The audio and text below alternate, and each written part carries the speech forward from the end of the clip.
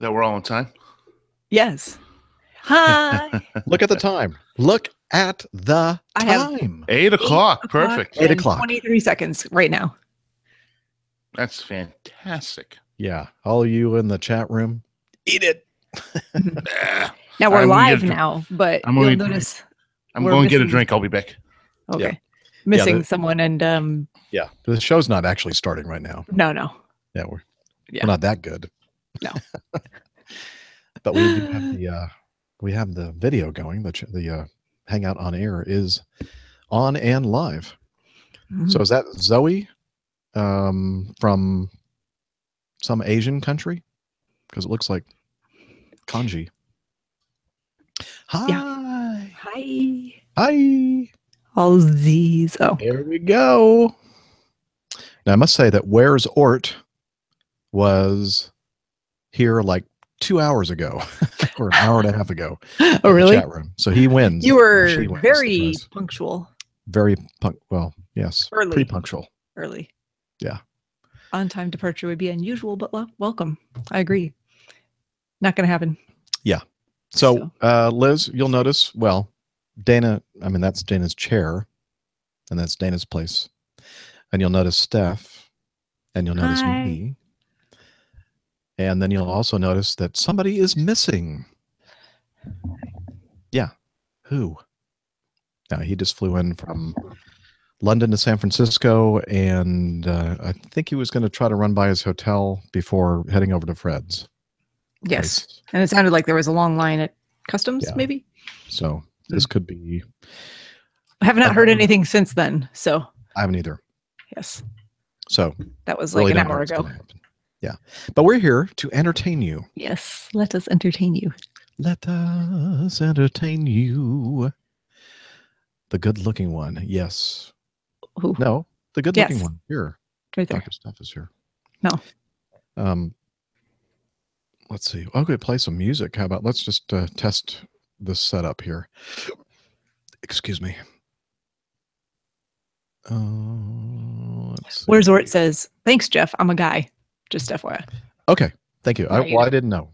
Ort could be a girl's name too, I think. Although to be honest with you, I've never. It could be a last name. Anybody with that name. Yeah.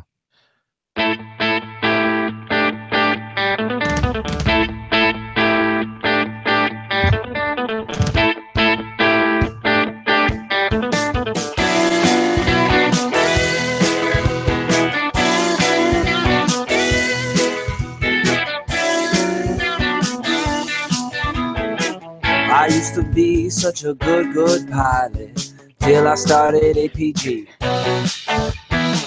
I opened doors for little old ladies. I helped them to their seats. Airline pilot guy, I fly Omega.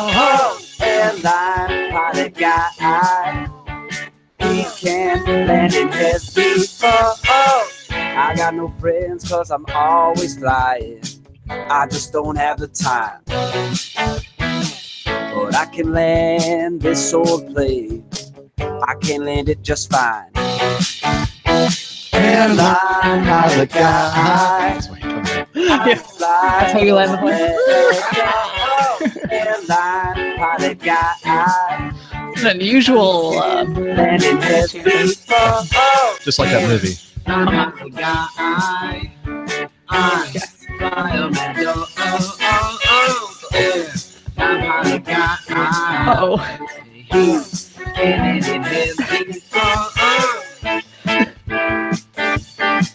There's something ironic about what just happened there.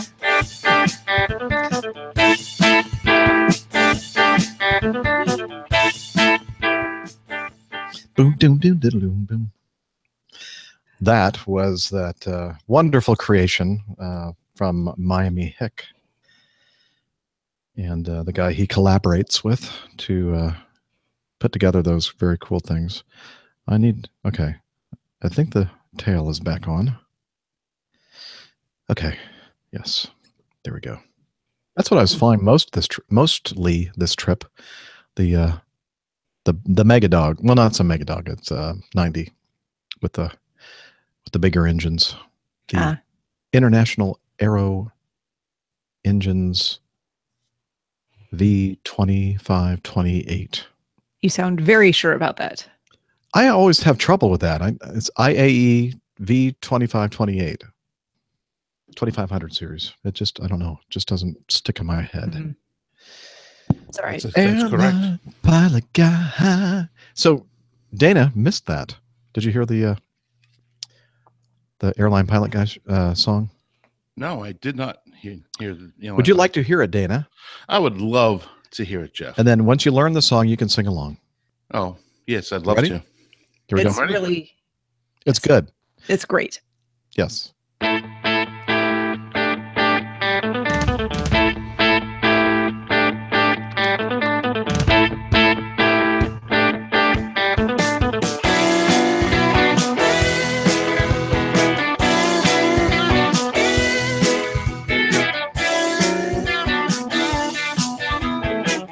I used to be such a good pilot till I started APG. I opened doors for little old ladies. I did. I helped them to their seats. Damn right. Airline pilot guy, I fly Omega. Oh, airline pilot guy, he can land in heavy fall. Oh, I got no friends 'cause I'm always flying. I just don't have the time. But I can land this old plane. I can land it just fine. Airline pilot guy, I fly Omega. Airline pilot guy, he can land in heavy fall. Airline pilot guy, I fly Omega. Airline pilot guy, he can land in heavy fall.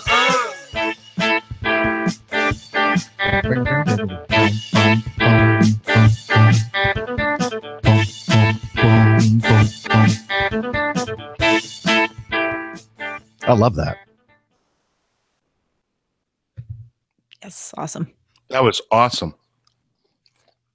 Miami Hick is awesome. By the way, for those of you who really like Miami Hick, and who doesn't, he sent us a little sound clip for tonight's show. Breaking news. What's Excellent. going on here? 1 dead, 3 injured in an SR-22. Uh-oh. Yeah, I'm looking at that right now. Not good. Sonoma County. Well, not quite his backyard, because his backyard isn't quite that big. So, Fred actually lives right in San Francisco. Sonoma County is a little bit north. I love that place. I love Sonoma County. CAPS device was deployed. Okay, good. Hello, Mariana. Hello, MBF. Airline pilot guy. I look forward to meeting you, Matt, in person next month. Mhm. Can't believe it. Airline coming up soon. pilot guy. Excuse me. I did a phone interview today with Brandon from Podcasting on a Plane. Oh, that's awesome. It was about the FBO change at SNA. Please check it out when his next podcast is released. I will do that, Anthony. Very, very cool. I worked, you probably know this, I worked at an FBO at SNA back in 1981, I think. I was going to say the year I was born, It- but it was actually before that. Mm. Sorry. Thank you for You're that. welcome. Wow.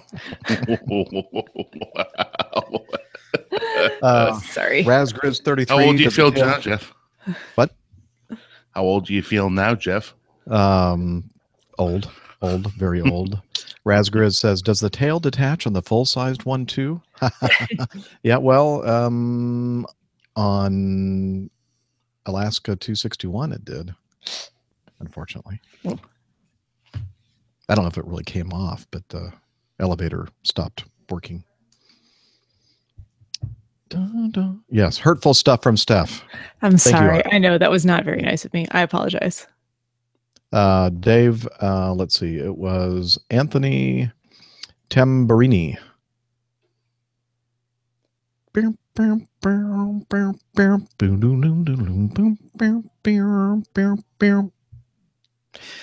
Fun night ahead for Probably day. look at what we're talking about today. What's that? I said I should Yes, probably you look at what we're should. talking about today while we've got a moment here, shouldn't I? You know, you're right. You should be. Do some- But I'm sure that every single one of you did your homework and looked at everything that I worked so hard to craft, putting feedback in all the folders and the news and all the audio stuff that I did. I'm sure you're all. New notebook, APG 280. Oh, boy. Yeah, I can see you're on top of it. Right on top of it. I came home from work and went straight to bed. I wish I could have. I had stuff to do. My son is leaving tomorrow for Orlando, going back to school. So spent some time with him when I got home Nice. because he's going to leave in the morning.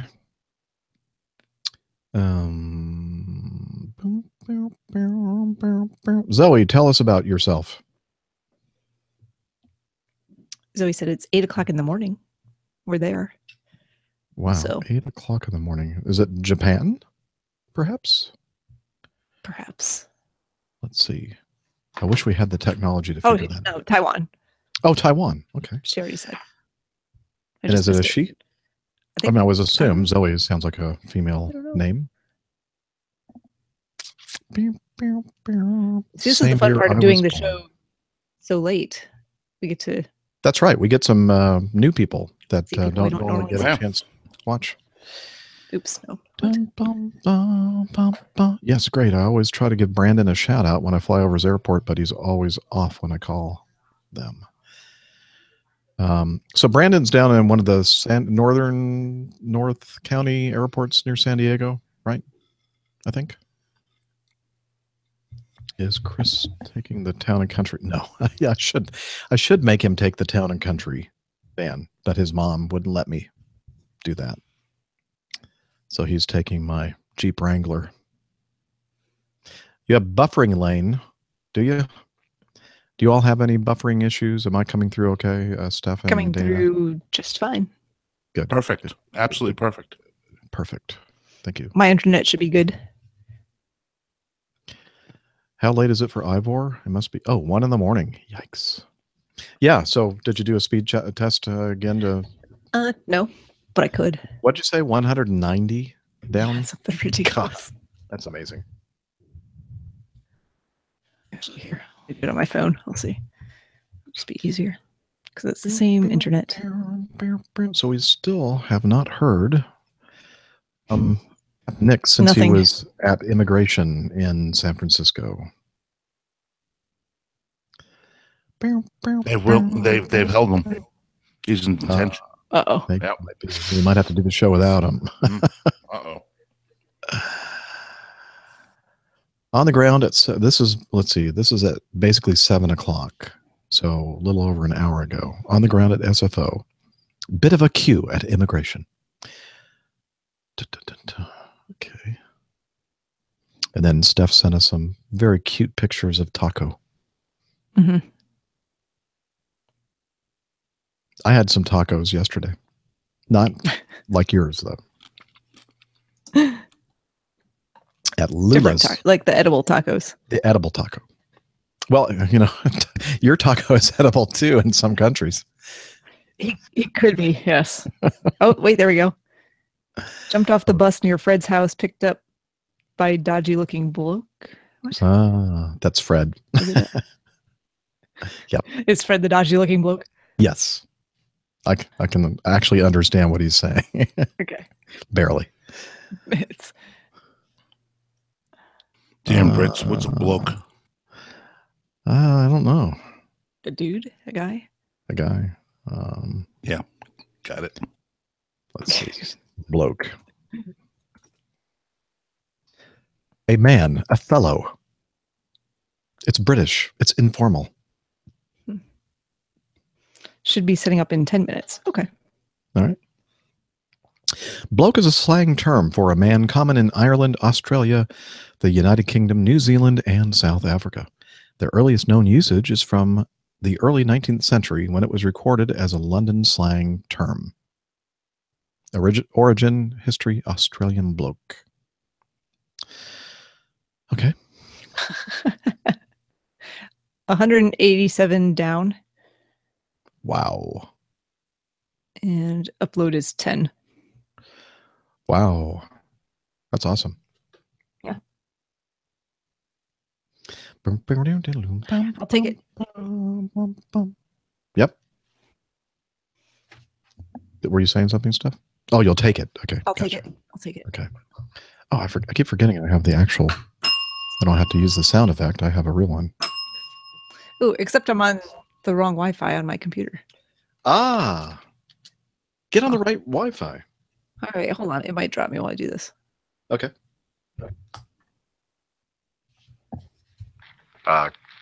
This is the control room.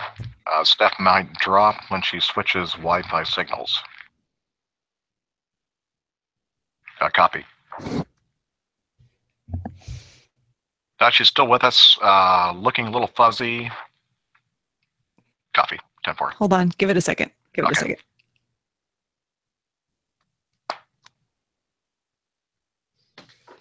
How's that? Still fuzzy? Let's see.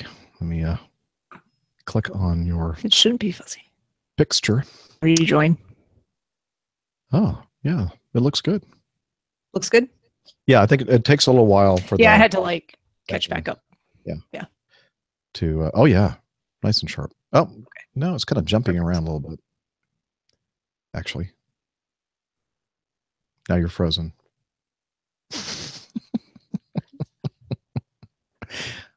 Did you pick the right Wi-Fi? No. I'll be right back. To be honest with you, the other one was better. Okay, fine. The slow one. Go back to the slow one. Well, let me quit. Since we've got a moment, let me quit this and come back Okay. and just see if it reloads. And if it's not any better, I'll go back to the other one. Okay. Oh, she's gone. She's gone. All by myself anymore. So Dana, just a hint for you. You don't have to use a phone to call me. We're on. I can hear you actually through the Hangout on Air. I know I can. I know you can. Just kidding. I know you're calling your. What'd you say? Your father-in-law? Some relation. It's his 70th birthday. Oh, nice. How's that? Any better? Still fuzzy. Let me look. Let me look. It's sharp right now. Yep. You guys seem much sharper too. So. Oh, good. Excellent. And actually better than the other one that I was using, which it should be. Ah. This one's faster. Sweet. Looks good. Right. Looks good.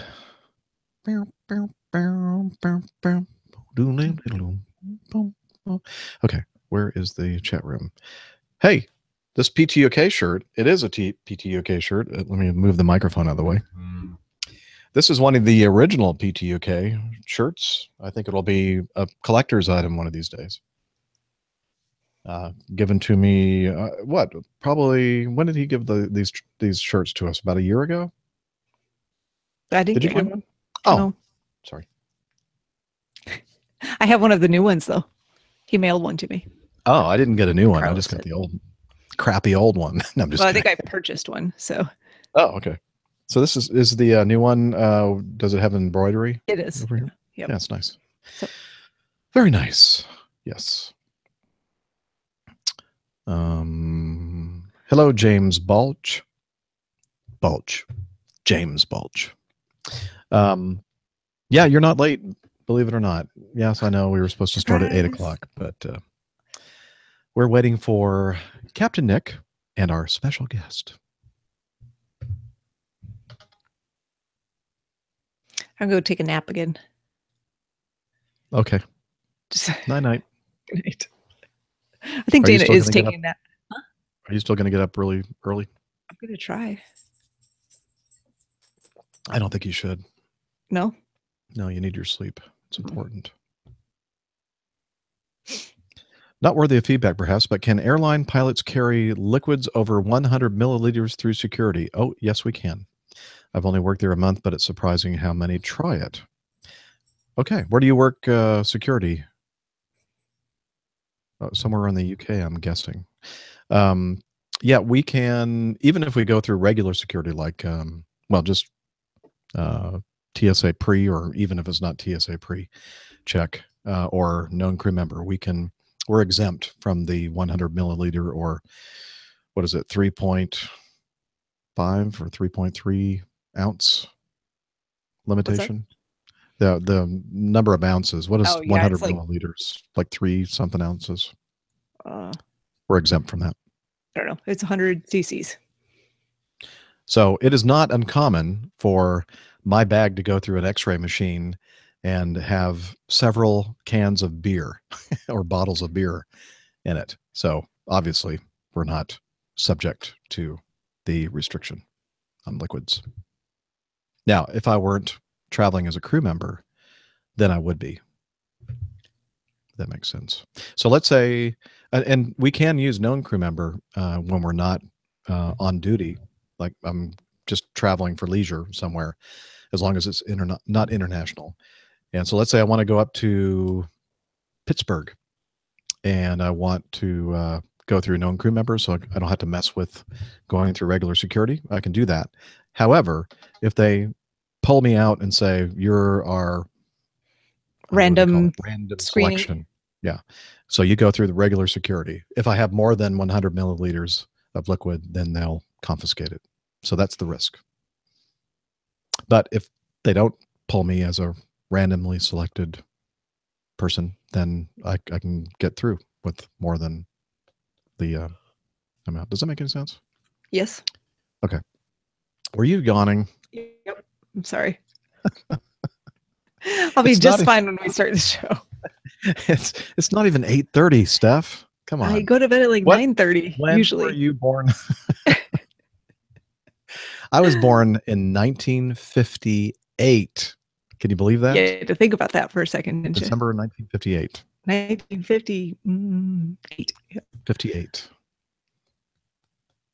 Yeah. Yeah. 82. Before 82. Yeah. Nice. That was a year I was married. Mm-hmm. I think we've had this conversation before. Yeah, it sounds very familiar. Wait a minute. Do I know you? Who are you? Where am I? What are we doing here? I don't know. I think we're here to discuss food, as Jennifer so rightly note. Yeah, this chat is food friendly. If you want to talk food, in fact, if you even want to watch somebody eat food, Dana can turn his video on and you can watch Dana eat barbecue from dinosaurs. Where were you, Dana? I was in Buffalo, New York. Buffalo. I have not been to actually that one. I was actually talking to my father-in-law because today is his 70th birthday, and he's young. He's a young 70. So. Oh, nice. He was filling me in on all the dealings and going on. So I just hung up with him, and now I'm ready to play. And my food is gone. Oh, Mariana. National French Fries Day. Love it. In fact, my son brought that up earlier in our house, and he said to his mother, Mom, what are we having for dinner tonight? Does it include French fries? And she said, no. And he said, well, it is National French Fry Day. So he actually went to a local burger place, The Counter. It's like a gourmet burger place. They make really good French fries. And so he bought a couple large French fry things. And we're going to add that to the meal that Linda already planned on cooking. Excuse me. Are you going to miss that meal? Pardon me? Are you going to miss that meal being downstairs? I'm missing it right now. They're eating sacrifices. Upstairs. Yes, it's a sacrifice that I make for all of you, the little people. No, I'm just kidding. The little people. Wow. Isn't that what they I do say? look kind of little sitting here because my camera takes some. Oh, yeah, there we go. Do I look taller now? I just got taller. No, now it just looks like you're looking down. I need to. Yeah, I was going to say I was trying to see some cleavage. Oh boy. So we're looking down on you. I mean, I hate to tell you. Pull it up. How about There that? you go. Not helping. Looks, you always look great. That's it. I'm having a cup of jolly old tea. Oh, thank you, Ivor. So, gee, thanks, Jeff. Me, Jeff, or another Jeff? Is there another Jeff in the chat room? My I don't think parents so. are younger than Captain Jeff. Well, thank you for that, Zoe. Steph's dad is older than me. This is true. Thank goodness. Well, you know what? I can't figure out how to get my monitor to work with a new computer. What do you mean? Like My you can't monitor? see us? I can see you. I'm looking down, but I've got my Samsung monitor here, and it will not recognize the new computer. It has these new what do you call FireWire? Those are Thunderbolt. Thunderbolt, and it's just. Do you have a Everything Thunderbolt else is adapter? working. Yeah, it's plugged in. I have a VGA adapter to the Thunderbolt adapter plugged in. It's just not recognizing it. Oh, a VGA to Thunderbolt. Mm-hmm. Huh. I've never tried one of those. I use a HDMI to. Actually, no, I don't. And this MacBook it has the regular HDMI full size on the side because it's a big hunker. I do have an HDMI adapter, but it's not the right Thunderbolt. I'm sorry that you're not able to get your monitor to work. Well, I'm gonna run downstairs and grab my Apple. What's it? Apple TV. Okay. See if that works. I'll be right back. Oh yeah, you can Aircast or what do they call that? Yeah, Aircast it. Exactly. AirPlay. Well, I'll break. Okay. Bye. Very abrupt always. Just like, bye. Okay. I think he was saying something. Couldn't quite make it out.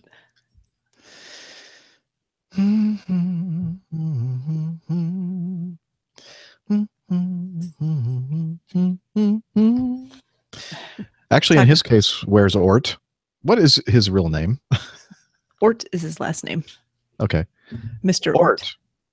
He's using a VGA to not mini display because he's got a brand new MacBook Pro, and they don't have mini display ports on that one. They have the Thunderbolt.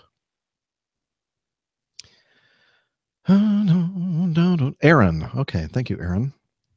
Sorry, we just like to know what everyone's name is. We're kind of nosy. Yeah. If you're going to be here in this chat room, we have to know what your real name is. Yes. But then feel free to talk about the food all you like. Ignore us completely. Food We is don't good. care. Food is part of life. And if you have a complaint about it, you can send it to HR, and HR will promptly file it in the circular bin. Yes. We really appreciate your email Feedback. However, at Now, this like, time, we're Actual not able feedback to. is fine. Yeah. The complaint feedback goes to a separate folder, though. My last name is Niffer. Right. Very funny, Jen Niffer. Very clever of your parents. We know who you are. Yes. Yeah. We won't tell anyone, though. So, would like 6 or 6:30? I don't remember how late how early my sign-in is the next day. The next day? Tomorrow? Columbus. Oh. Okay, sorry. Airline Pilot Guy. We should play that again because I like it. Do you mind? Yes. Go for it. Okay. We're not really doing anything else.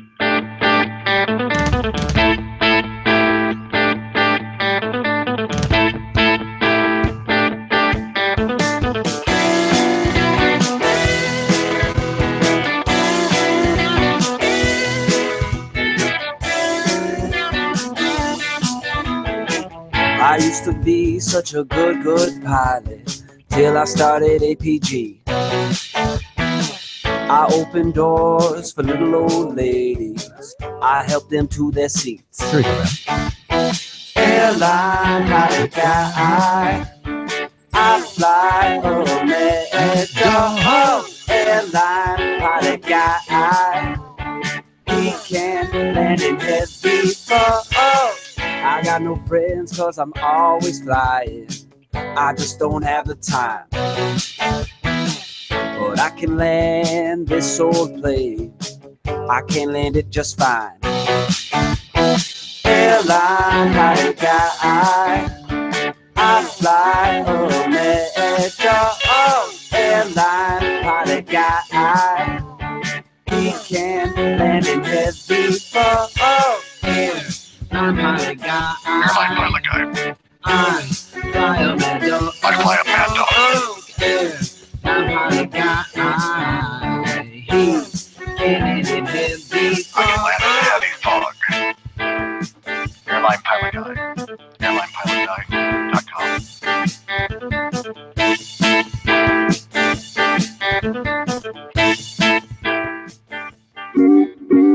It's so Love that. catchy. It's awesome. It is. Simply awesome. Simply awesome. Can't help dancing. Thank you, Zoe. Or is she saying, I can't help his dancing? It's probably true. Well, too. both of those things I think are true. We can't help your dancing, and Airline pilot guy. Jordan. Yeah, he's where are you? Like closer to Fresno? He missed our NorCal meetup last time when I was out there in San Jose area. San Jose? Uh-huh. I think that's the accepted pronunciation. Yes. I can't get the video to play. Oh. I'm sorry. I don't know what to tell you there. Sorry, wrong website. Okay. Yeah. You got to be on the correct website to get the video to play. Dana, when do you become a captain? Next May. That's kind of a sore subject. Yeah. Don't ask him about that. Stupid me. Dear. I shouldn't have said anything about it. Yeah. Too late. It's on the record. So we're thinking that we're going to see the likes of Captain Nick and Fred In about 5 minutes. Yeah, about half an hour ago. Oh, setting up 5 minutes. There you go. Didn't he say about 20 minutes ago that he was going to be here in 10? I should talk. I know. I really can't say anything. I can't complain. That was only 15 minutes ago when he said Okay. 10. So he's really not. Yeah, Not it's that pretty far close.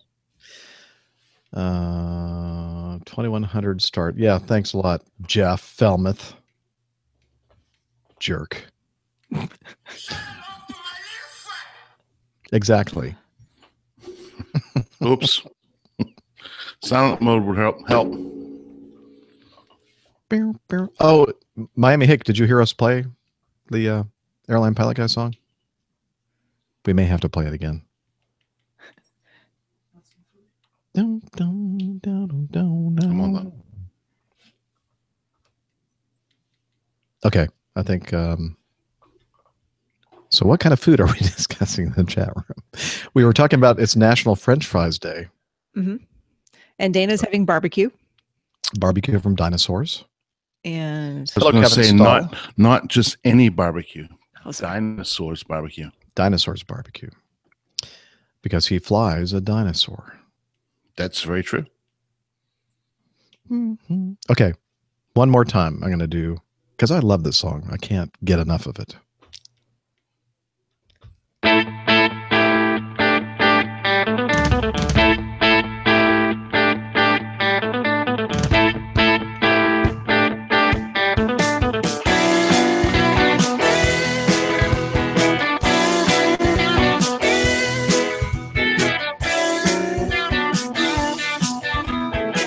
I used to be such a good pilot till I started APG.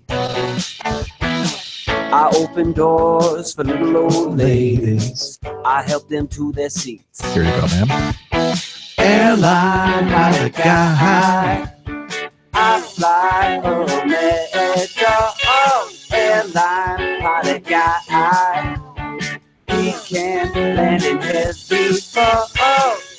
got no friends cause I'm always flying. I just don't have the time. No friends. But I can land this old plane. I can land it just fine. I could just land it just fine. Airline pilot guy, I fly America. Airline pilot guy, he can land in heavy fall. Airline pilot guy, I fly America. Airline pilot guy, he can land in heavy fall. Yes, this is actual size. It's a very small airplane. Scale model. Can you believe we put 160 passengers in this thing? I really need to find. It's very tight. Yeah. That's what she said. Thank you. That's not what I was talking about, but that's okay. Can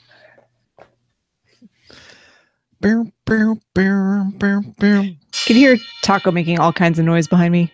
No. Okay, good. I cannot. Oh, now cue Dana's barking sound. He's famous for this.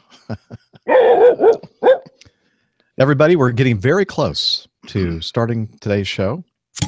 Open up your beers, soft drinks, pour a nice foamy head. Okay, need a minute.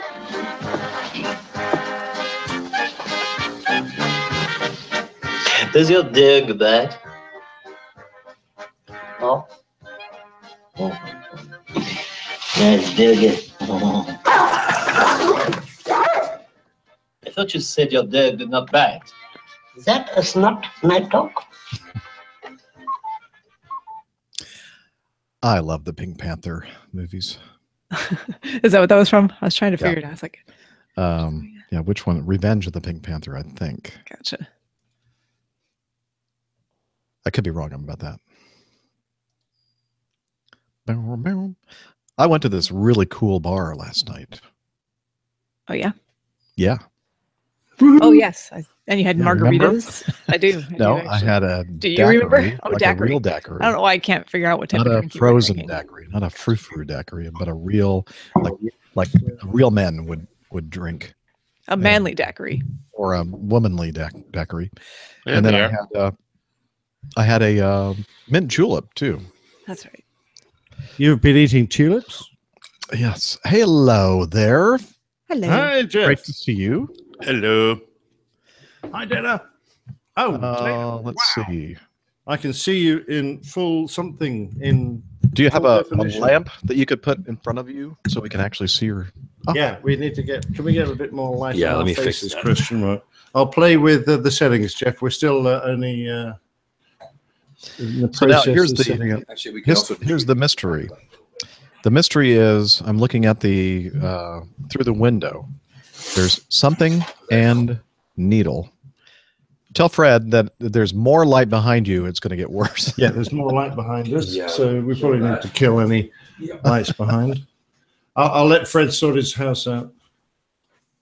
We should probably actually have turned around and faced the other way, but it's too late now. How's the audio? Sounds good to me. Okay. Now, if I turn the mic around and be Fred, how's Fred's audio? Also good. Great, because we've set the mic up in stereo so that Fred can speak on one side and I can speak on the other. Is Jeff frozen? I don't know. He looks a little cold. I think he's stuck. Oh. Anyway, how's Steph? I'm great. I see how you always feel. I'm tired, but I'm going to make it through. Yeah. Well, I'm a bit tired too. Fred, how's the audio? the audio's fine, yeah. Can you hear Fred? Yep. I Say can. something, Fred. Hi. Hi. Yeah, something a bit more, Fred. Like, I'm Fred, and this is what I had for breakfast. I'm Fred, and I wish I'd cleaned my house a little bit more before turning the camera on, but we'll be all right. So If you see any strange people walking, just ignore them. All right. Yeah. No questions will be asked at all. I do need a little bit more light still. Hold on. Jeff, where did you go? I can't believe Jeff has. And Dana's just muted, so he keeps trying to talk, I think. Oh, okay. No, here we go. Yeah, Oh, I'm okay. unmuted. Yeah. I've actually got it all working now. I'm pretty happy. Jeff says his internet just crashed. Of course it did. Perfect timing. I've brightened our picture a bit, Steph. So Yeah, it looks fine to me. So nice and bright. Not too much light behind you now. Okay, that's great. We're good. We're ready. Jeff's not. Is that classic or what? Yeah, that's exactly how it goes. That's exactly what he said. Perfect timing. That's what I said after you said it. So. Ooh, what do you guys have to drink? That sounded good. Well, Fred has got me. It's a beer from a missile site. And there's a picture of the Hill 88, which is the radar tower. And that's cool. There you go. So Nice. I'm looking forward to this. If you guys are familiar with the old Nike missile system, they had the radar and the launch sites were separate, and they put the radar tower on top of a hill, and that's what that beer is named after. I found it at the grocery store here. So Awesome. You actually didn't travel to the missile site. you can. It's actually, we go hiking up there. It's in the Marin Headlands. You get a beautiful view of the Golden Gate Bridge. Now, when you guys come down, when the APG crew comes down for an actual APG week, we'll go hiking up there. It's really beautiful. Yeah. Then I have Golden State cider. It's made from California apples, actually West Coast apples. Cheers. That's good. Does that work, Nick? All right, perfect. Because it was on sale. One of my favorite distilleries is right there in San Francisco Bay. Hangar 1. Yeah. Right the Alameda Airfield. It's fantastic vodka. Vodka. Yep. Oh yeah, we actually we once a month they host a drone race for us in the brewery. We fly between the vats. It's actually pretty cool. That's awesome. Sorry, that's. Oh, this is good. Man, now I want something to drink, but I'm afraid I'm going to fall asleep if I have another alcoholic beverage. Yeah, but you get really funny, Dr. Steph. I know. I think you said this to the right. Yeah. Okay, cool. It's on the right one. Hello. And we can up again. Hello. There you are. I don't know which What the? What in the world?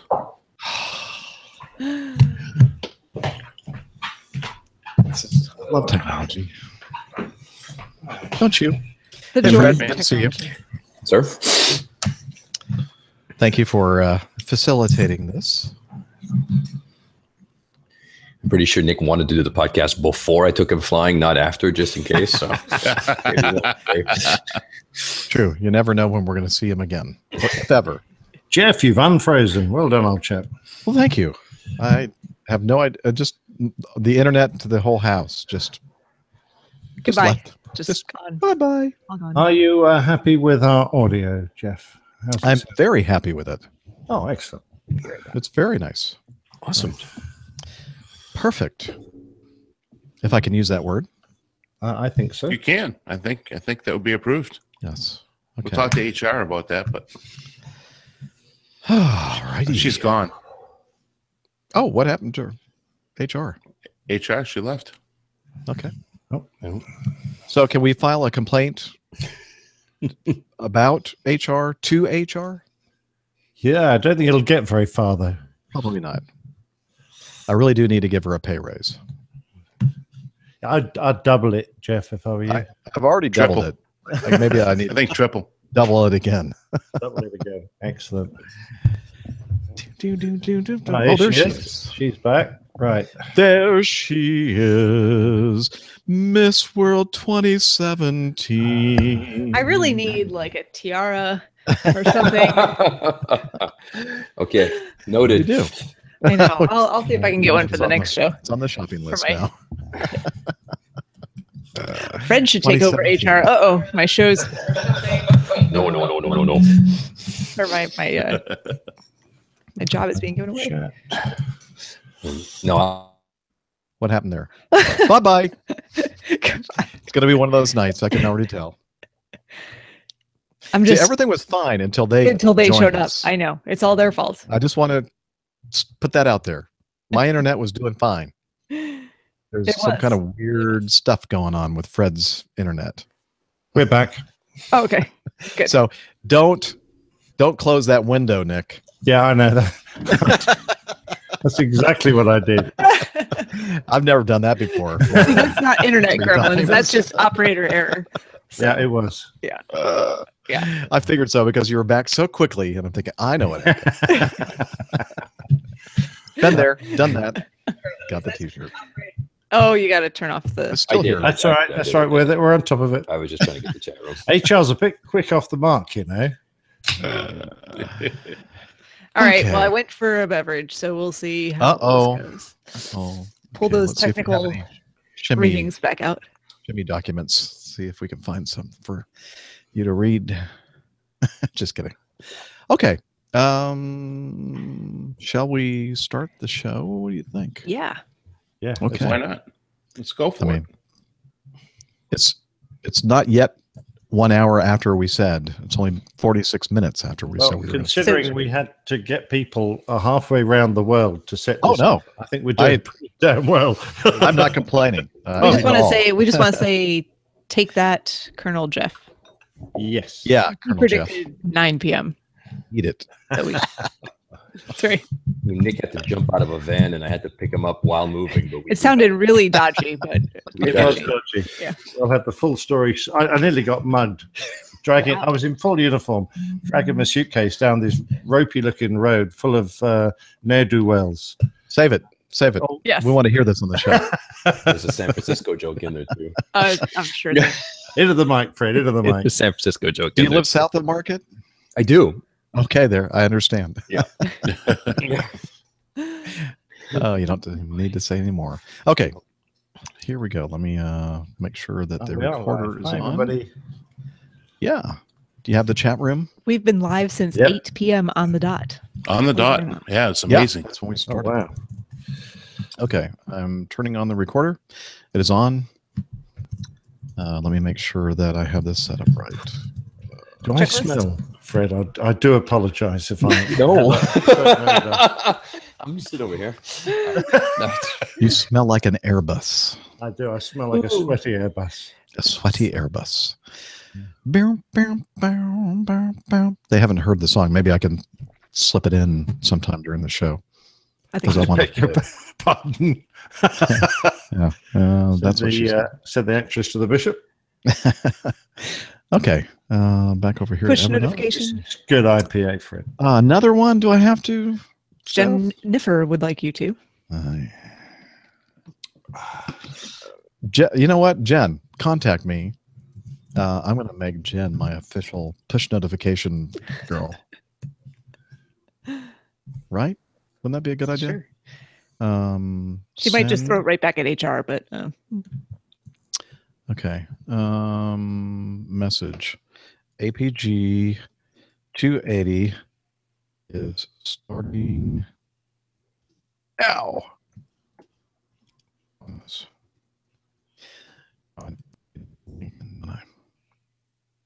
Open external link. I love it the way we expect our APG listeners to be like trigger quick. They're all sitting there. As soon as this notice comes through the app, they belt off into their bedrooms, fire up their computers. all they have to do is to get it on their phone. That's true. Yeah. And then if somebody wants to tweet, you know what the URL is. Yeah. Right? APG 280 is starting now. Join us. For those of you who have the app, you should have received your push notification. I did. Did you all? I'm signed out of everything on my computer. Oh, okay, don't worry about I'll send it. No, I can do it from my phone. It's it. You don't have to do it. I All got those it. people in the chat room can do it. I've got it. I've got it. Okay. All right. Now, let's get back to this. And no. All right. Where's my soundboard? Here we go. Flight 209, you're clear. Okay. Airline Pilot Guy, episode 280. Flight 209, you're clear for takeoff. Roger.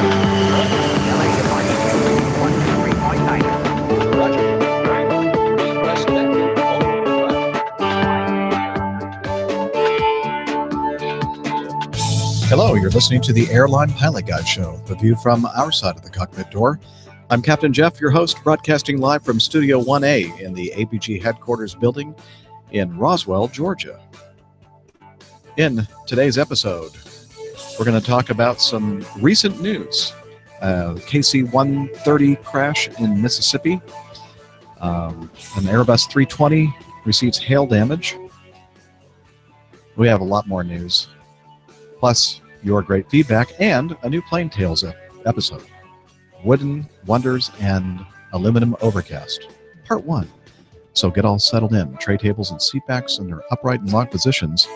Electronic devices powered on. Flight 280 is ready for pushback.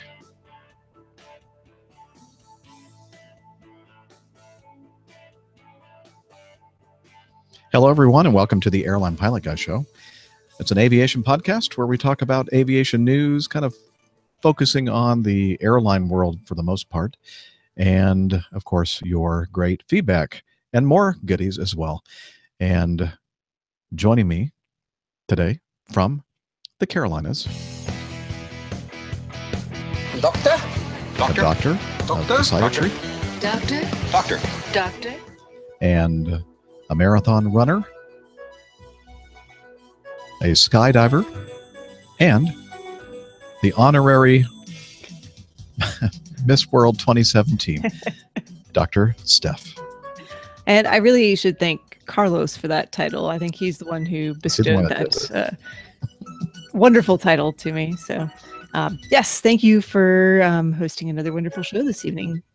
Good to be back, as always, for 280. Looking forward to a great show tonight. And, yeah, let's get started. Absolutely. And also joining us from not too far away from where I am right now in the Atlanta area, a former regional jet pilot and now current Acme Airlines mainline first officer, soon to be captain. We call him Captain Dana. Good evening and good afternoon and good morning wherever you're listening from, APG listeners. Great to be back. Another fantastic show with Jeff, Captain Jeff, and looking forward to another fun evening. So great. We're to going to have back. a good time. Absolutely. And of course, we can't forget our Airbus representative,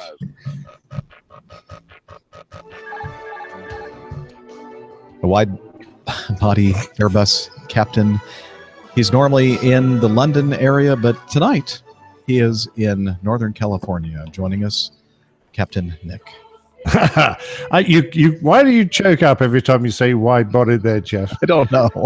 He's trying to put the adjective in the right place, but it's just does that. That out. Hey, hi everybody. It's great to be here. I'm sitting here with Fred. We'll get it and introduce him in a minute, I'm sure. Just climbed off the airplane. I'm still hot, sticky after an 11-hour flight, and my body clock is screaming at me that it's time to go to bed, but I'd much rather stay here and chat to you guys. Well, we're so glad that you are going to do that. And you just mentioned him, and here's our special music for Fred Sampson. Yeah, he's been on the show before. He is an extraordinary pilot out in the Northern California area and works in technology and other stuff that we really don't understand. Joining us tonight, Fred Sampson. Hey guys, this is great. It's finally great to get to host Nick here. So Nick, welcome to Northern California. We finally managed to get this done. Hoping to see a lot more of the. I saw Jeff a couple weeks ago, and then Steph and Dana. You guys are invited to come down here anytime you want. So there's plenty of IPA and sunshine and flying. So anytime you guys want, we're here. Yeah, we got some heat. Thank you. Not representing the West Coast on the show very much, Fred. We're doing our best to make up for it. We did, and contrary to what people in San Diego might say, the Bay Area is still on the West Coast. At least it was this week. As far as we know. As far as we know. Although the Antarctic ice shelf separated and is floating out there somewhere, so you never know. Well, we have a joke here, right? We say, do you guys know what Northern California is? No. So Northern California is San Francisco, Napa, Tahoe, and Vegas. That's Northern California. That's what we claim. And that's Vegas? In Las Vegas. We just claim it because that's the only 4 places we go if you live in San Francisco. I just thought it was the place where air traffic was called NorCal. That too. Okay. Okay, yep. All right. Well, so glad that Fred was able to pick up Captain Nick from the airport. And so I'm assuming, are you over at Fred's place right now? Yep, absolutely. He's got a beautiful apartment here, and I haven't had a chance to have a look around because as soon as we got in, we set up so that we get going. And he tells me he's moving out in a couple of weeks, so this is probably my only chance to see it. Oh, the only time an APG crew member is going to actually see Fred's place. So Absolutely. We're gonna immortalize this in APG history. But yes, this is the last podcast from this apartment. Take a lot of pictures. If you guys see me again from here, I have failed in life and I've given up. So, So Fred, I was looking out the window behind you, and it says "and needle." What's the first part of that? it's Tuft and Needle. It's a mattress store that's right across the street. Oh, Tuft and Needle. Okay. And that's actually a billboard, and they do change it. So I'll come home one day and it'll be Heineken, and I'll come home the next day and it'll be Tuft and Needle. So that reminds me of Seinfeld. Of course, most everything in life reminds me of Seinfeld, where they the what was it, the chicken Roy Rogers? No, not Roy Rogers. What's the name of the actor? Shoot. Anyway, there's a chicken place, and a celebrity had a restaurant, a chicken restaurant, and they moved in across from. Well, never mind. This is an aviation show. Aviation related. I did wonder where that was going. None of us were quite sure. We were just people in the chat room know exactly what I'm talking about. I'm Don't sure you? they do. Yeah. Anyway, you know what? I still am disconnected from the chat. We had some technical issues here at APG headquarters. We lost internet, and now I don't get to see the chat. Oh, well. Well, someone said Kenny Rogers chicken. That was That's my it. man, Micah. I got And little Jerry's. Yeah, if you want to have any information about food, he's the man to ask. Oh no. Let's not talk about food. No, in the chat. hey. Whoa. Hey. Talk about food. That's me. Absolutely. So, Dana, what's been up with you, man? Nothing. Uneventful trip. Yep. Went was it uneventful? If I'm not remembering much, it's pretty much uneventful. But flew with a great guy. He's going to retire, and guess what, Jeff? You're moving up number. Ooh, he's number 6 on the airplane. Moving on up. All right. He's retiring early. He's going to go out by the end of the year, beginning next year. He hasn't decided, but a great guy to fly with, unlike some other people I know. But anyways, you talk about me again? No, you're a great guy to fly with. I never said that about you. Okay, and I've never flown with Captain Nick, so I don't know. His face, anyway. Yeah, I've heard things. Yeah, and I recognize your writing in the bathroom. So that was. Oh no! Is it my signal that's no out, or is it Dana? Oh boy, you're not going to be happy about this, Dana, because he upgraded his internet. Yes. But it's kind of like faltering. That extra 50 cents an hour, it wasn't worth it, Dana. Actually, it's an $8 pay cut or price cut. Oh, well, more. You made it worse. No.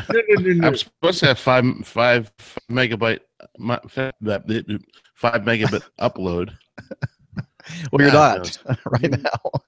You're all fuzzy, and we're getting like every other word. So we'll let your internet catch up with you, and I'm sure it's going to improve after everybody stops watching Netflix and Hulu in your neighborhood. Let's see. Steph. Yes. What's been up with you? Well, I also improved my internet. So knock on, well, I'm afraid to even mention it, but knock on wood. Don't talk about it. Well, just moving on. Better. I didn't pay more. I didn't pay less. It just got better. We'll leave it at that. The upgraded modem, right? Exactly. Which I was supposed to do a year ago. So let that be a lesson to everyone else. When they send you a letter and say, hey, we can upgrade your equipment. Equipment. Take that seriously and take them up on it, because it makes a big difference. A huge difference. Let's just say. Yes. Yeah. You look great. The signal is super strong. That's awesome. And I've done nothing else exciting this week, so that's my one piece of news. Well, let's see. Captain Nick and Fred are having a grand time over there. I can see them in the video. Just we're having our own private podcast here. So, other than just arriving into San Francisco, Captain Nick, anything interesting happening in your week? Let me think. Did I New York? Got home 2 days. Jumped back into an airplane. I have to carry just a few medications with me, because of my age. A lot of them, just to keep the dementia at bay and stop the shakes. So I picked up at the airport. I pitched up at the airport and looked at my flight bag and my supply that was going to last for this trip, and I went, that's not there. So quick phone call to my lovely wife. And yes, they're at home. And yes, she's getting in their car. And yes, she's going to drive all the way to the airport and deliver them to me.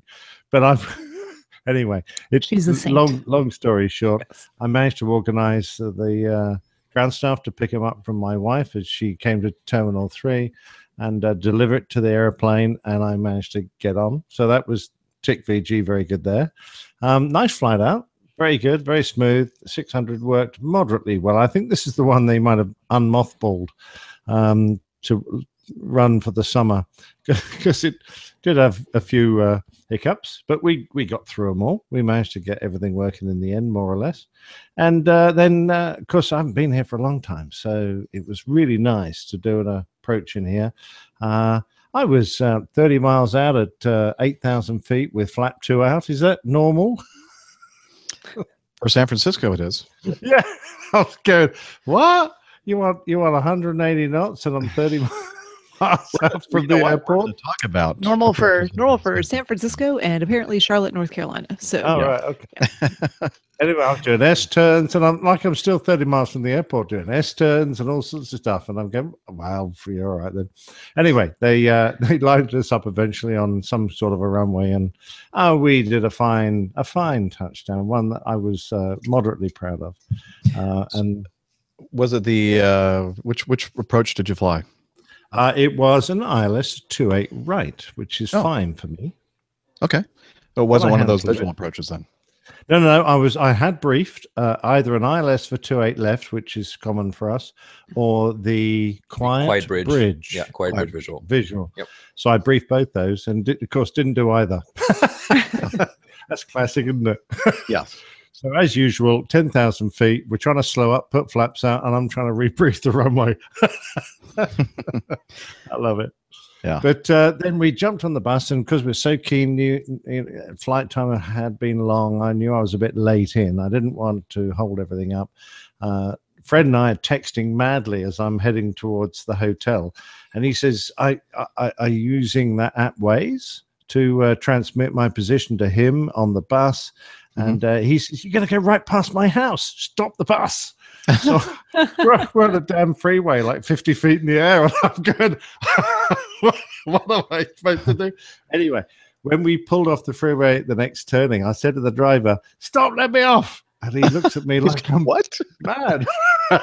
Anyway, I jumped off the bus, grabbed my suitcase out the back, and then the bus drove off, and I realized I was in full uniform, standing on this really grotty street amongst a bunch of vagrants who were all looking, this bloke with 3 bags and in full uniform, he looks tasty. He's more crazy than we are. That's what they're thinking. Exactly. So I gathered myself and I beat feet for the nearest intersection where there were some people to protect me. Lovely San Francisco people, normal people.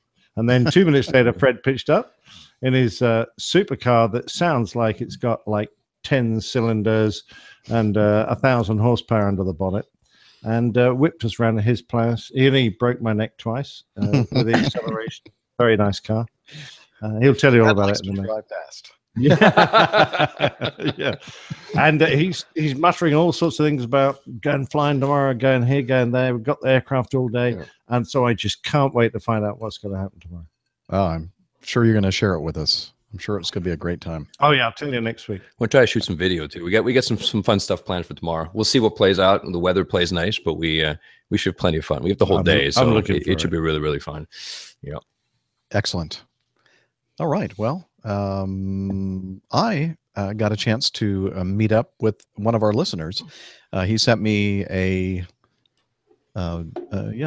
tweet and said, a twit, something entirely different. And he said, "Hey, I'm going to be in Atlanta." This is Stuart Thompson, by the way. He's up in Edmonton. He's sent feedback in the past. He's originally from Scotland, and he lives up in Edmonton, Alberta, Canada. And he said, "I'm going to be in Atlanta for a Metallica concert. And if you're around the airport on Monday morning, I'd love to meet up, have breakfast, coffee, whatever." And I said, "Well, let's see if we can figure out." So he sent me this. He says, "Was a pleasure to meet you on Monday morning at Atlanta T6. Figured I'd man up and drop you some audio feedback. It's my first time. So I hope everyone can understand the Glasgow accent, which has been living in Alberta for 9 years.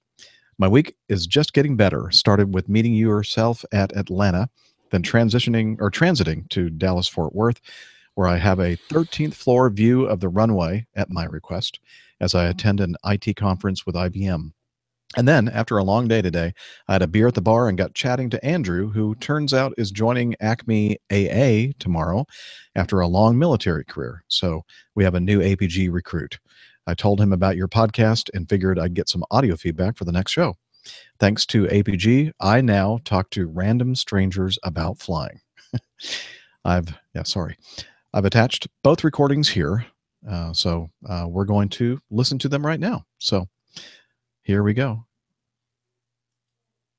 Good evening, Captain Jeff, APG community, Dr. Steph, Captain Nick, Miami Rick, wherever you happen to be, we miss you. Jeff, just thought I'd drop a quick piece of feedback here. I haven't done it before, so I'm going to try and slow down when I'm speaking because I'm so excited in the week that I've been having so far as a frustrated pilot and ultimately relegated to the ranks of general aviation plane spotter.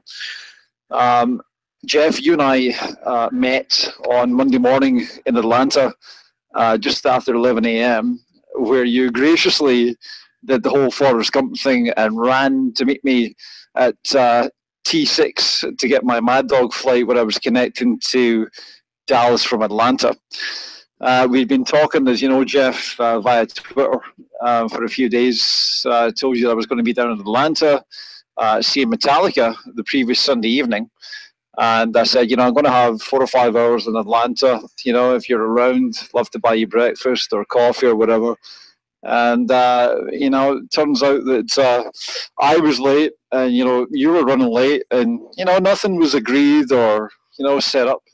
But to Captain Jeff's credit, he was texting me all the way in from the MARTA public transport system on his way from his home in northern Atlanta suburb into Atlanta airport. And, Jeff, I didn't actually think that it was going to work, that we were going to meet. Been slightly skeptical because I'm Scottish, But ultimately, it was fascinating that our inbound flight crew were actually delayed coming from where they were supposed to be coming from. And you turned up just in time as my flight was about to board. And can't thank you enough, mate, for actually making the effort to do that. I'm pretty sure you're busy with, your upcoming flight and all the things that you have to do with that regard. And so it was great to meet you on Monday morning. Had a quick chat, had a quick selfie.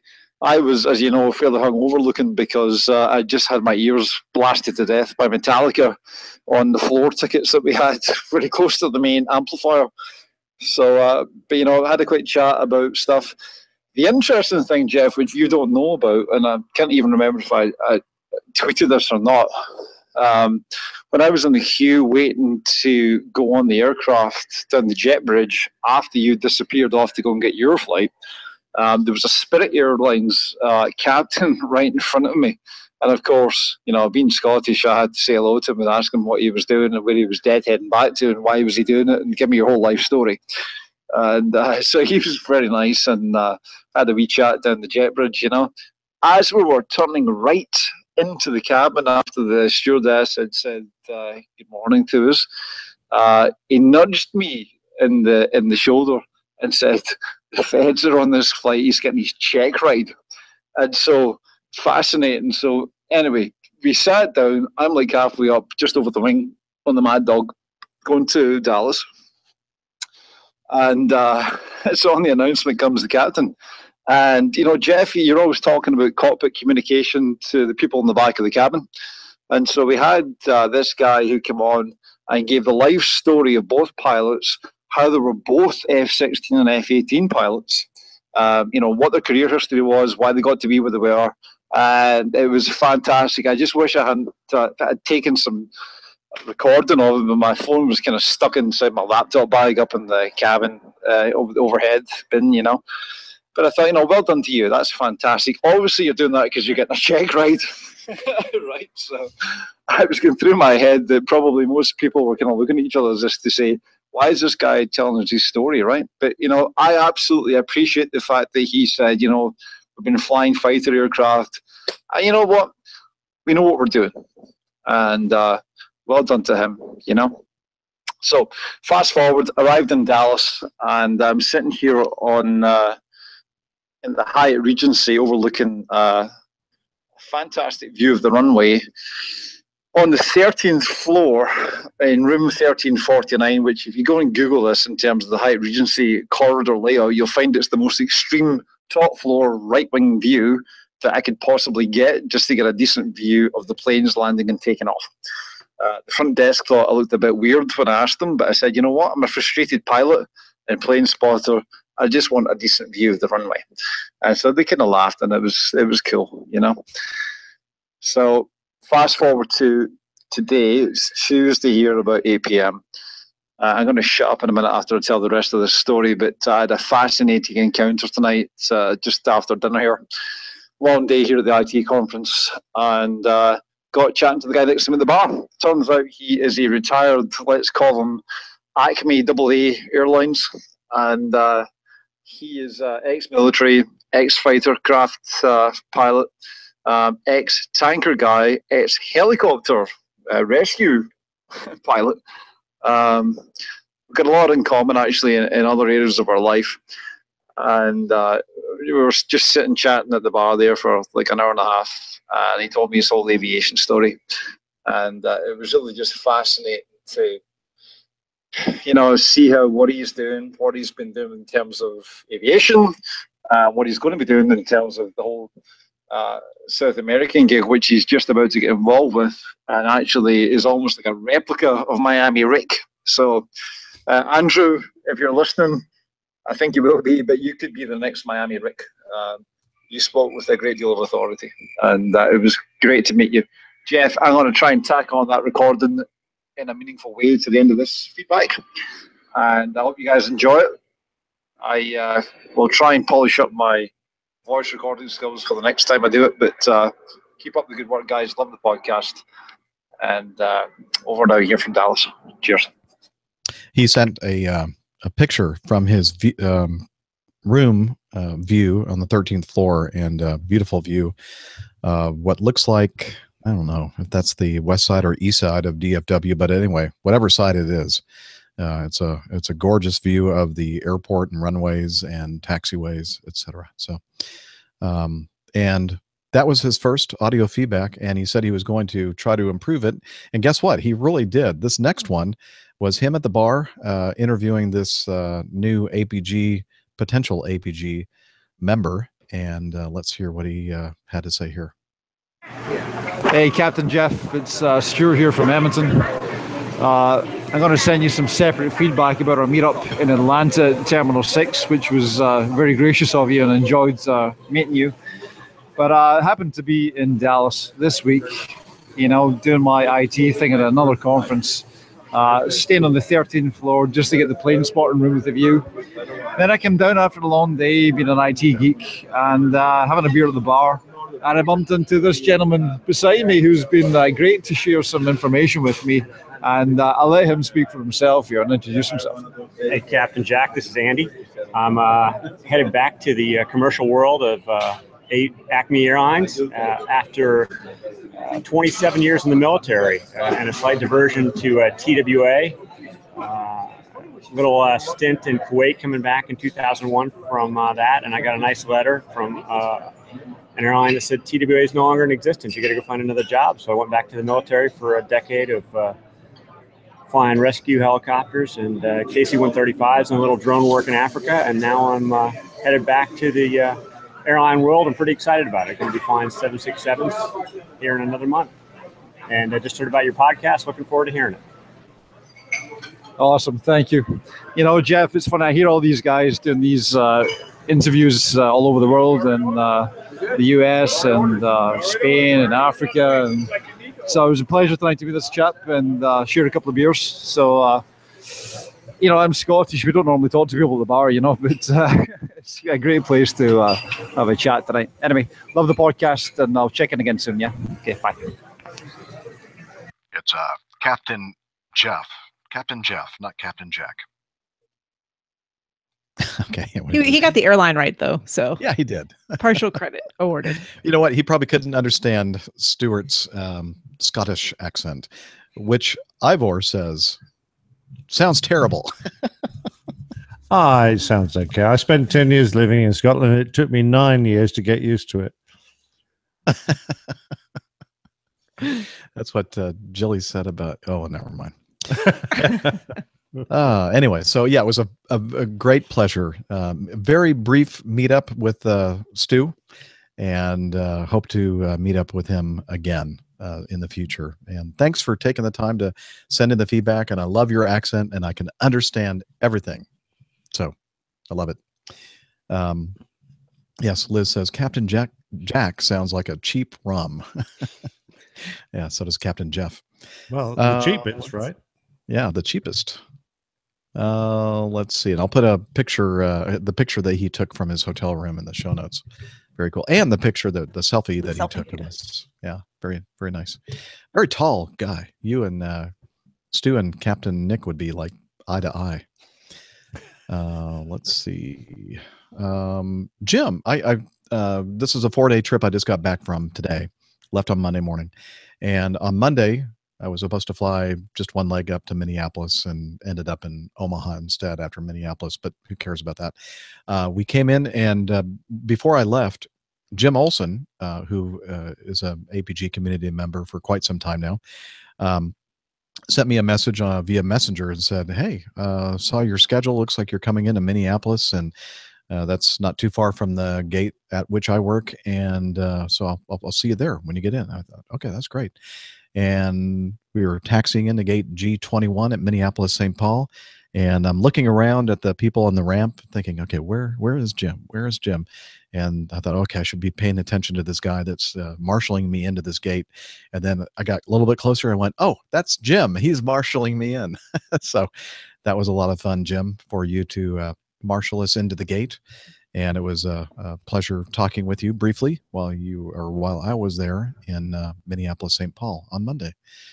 On Tuesday, I was in Baltimore and met up with some folks from the APG community, as well as some of the people from Acme also joined us. And one of the people that came early on, Cosley, wasn't able to stay for the entire meetup because he had to get back. He had a meeting that night. He's a pastor for a church, and he said that he could only be with us for a short period of time. And so, Cosley, I'm sorry I didn't think to do the audio recording before you left. So that's why you're not hearing him in this piece of audio feedback. Very quick. Hey, we're at the Dempsey's Brew Pub and Restaurant in Camden Yards, and just for a quick meetup, First Officer Craig, he'd like to say something. I can just tell. Do I? All right, I guess so. Hey guys, it's First Officer Craig here. Just having a good time here with the other guys, and yeah, good beer, good food, good company, and just hanging out. That's all I got. That's all you need. Might recognize this guy's voice. Hey everybody, it's the voice of Slack. No. Jeff brought a whole bunch of friends here from his Acme flying days, FOs and captains from the planes that came in with him and planes that are leaving with him. And it was great to have a lot of fun. It was a really small crowd, which is nice. We had one guy come and go. It's too bad. He's a very nice guy. And next time he's in your town, you should hook up. Take care. Yeah, you don't have to say anything, Andrew, if you don't want to, but just say hi to the folks listening to the show. Hello. Okay, he takes directions very well. Andrew's not only with Acme for a short period of time, but he was flying the B-1s in the Air Force, so we've been talking to him about his experience in the Air Force, and it's really interesting. And this guy you really don't want to hear from. Now, this guy that's about to talk is Gary Donato. He and I used to fly together quite a lot when he was a senior first officer, had a good time on several layovers, great pilot. Now he's a captain, and here he is.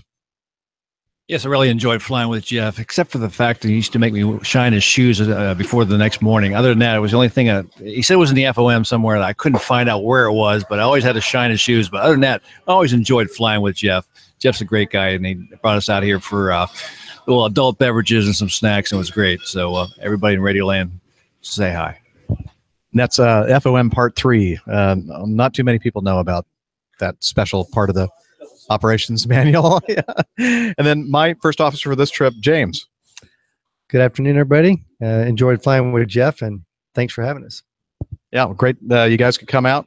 I told him, hey, we're having a little meetup here, and if you want to come and have a beer or two with us and talk aviation, you're more than welcome to. And I'm very happy that all of you guys showed up. That's great.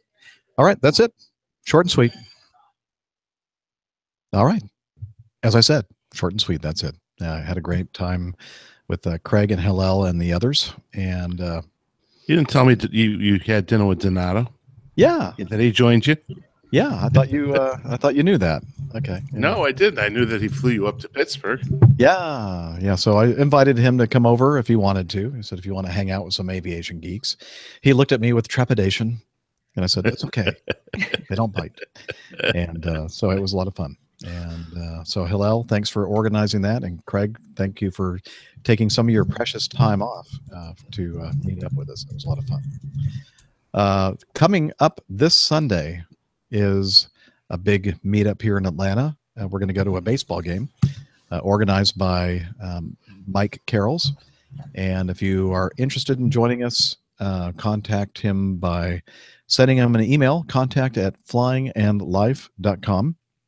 And originally we were going to get some kind of a group rate, but we had to have like 20 people to do it. And I think so far about 6 of us are going to be going to the game, including a Kiwi, obviously from New Zealand. Glenn Towler is going to be in Atlanta, and we're going to treat him to a game of baseball.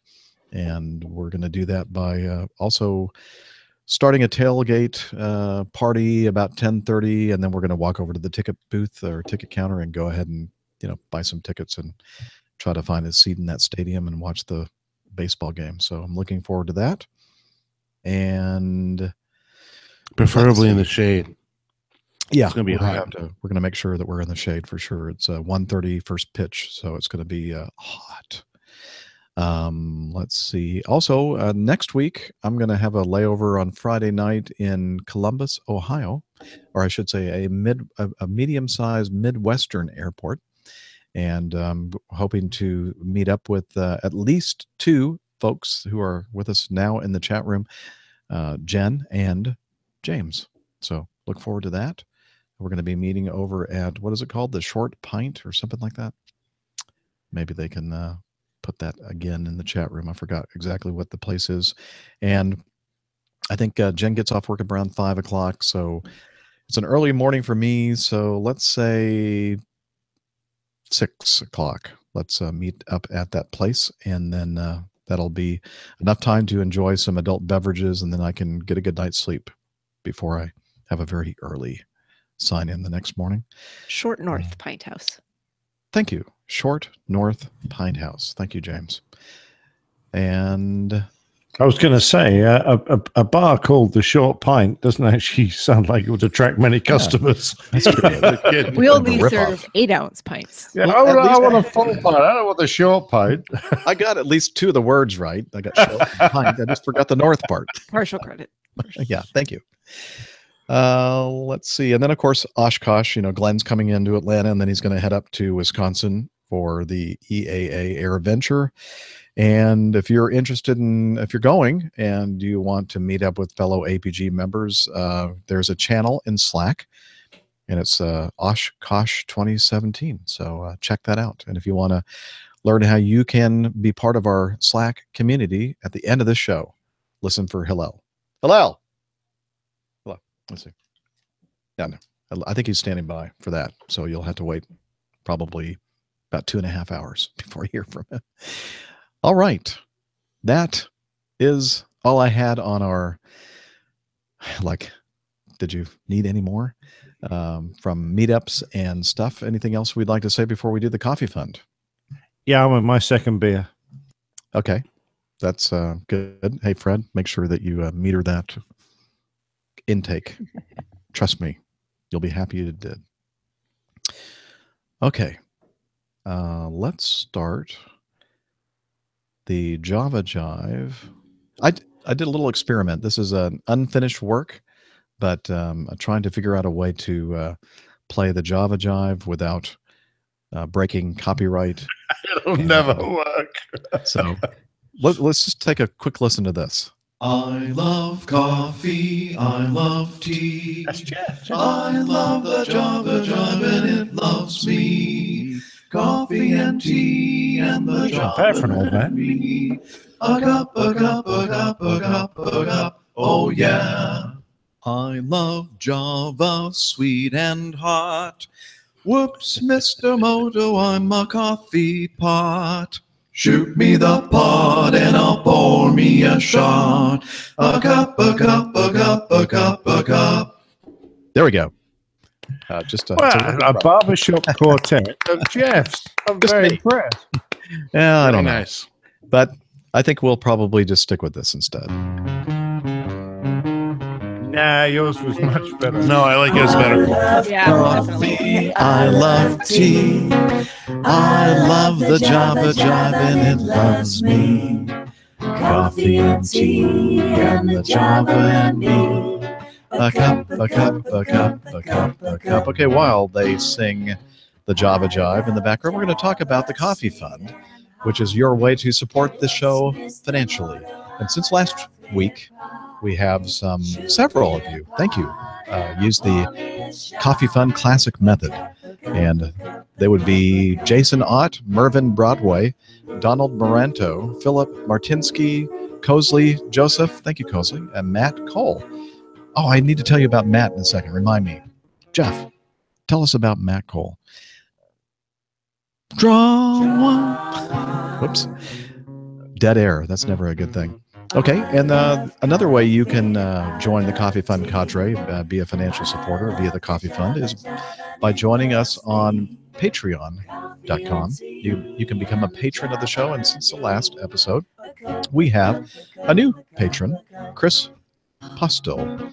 He has made a pledge, and thank you very much for that, Chris, for joining the Coffee Fund cadre.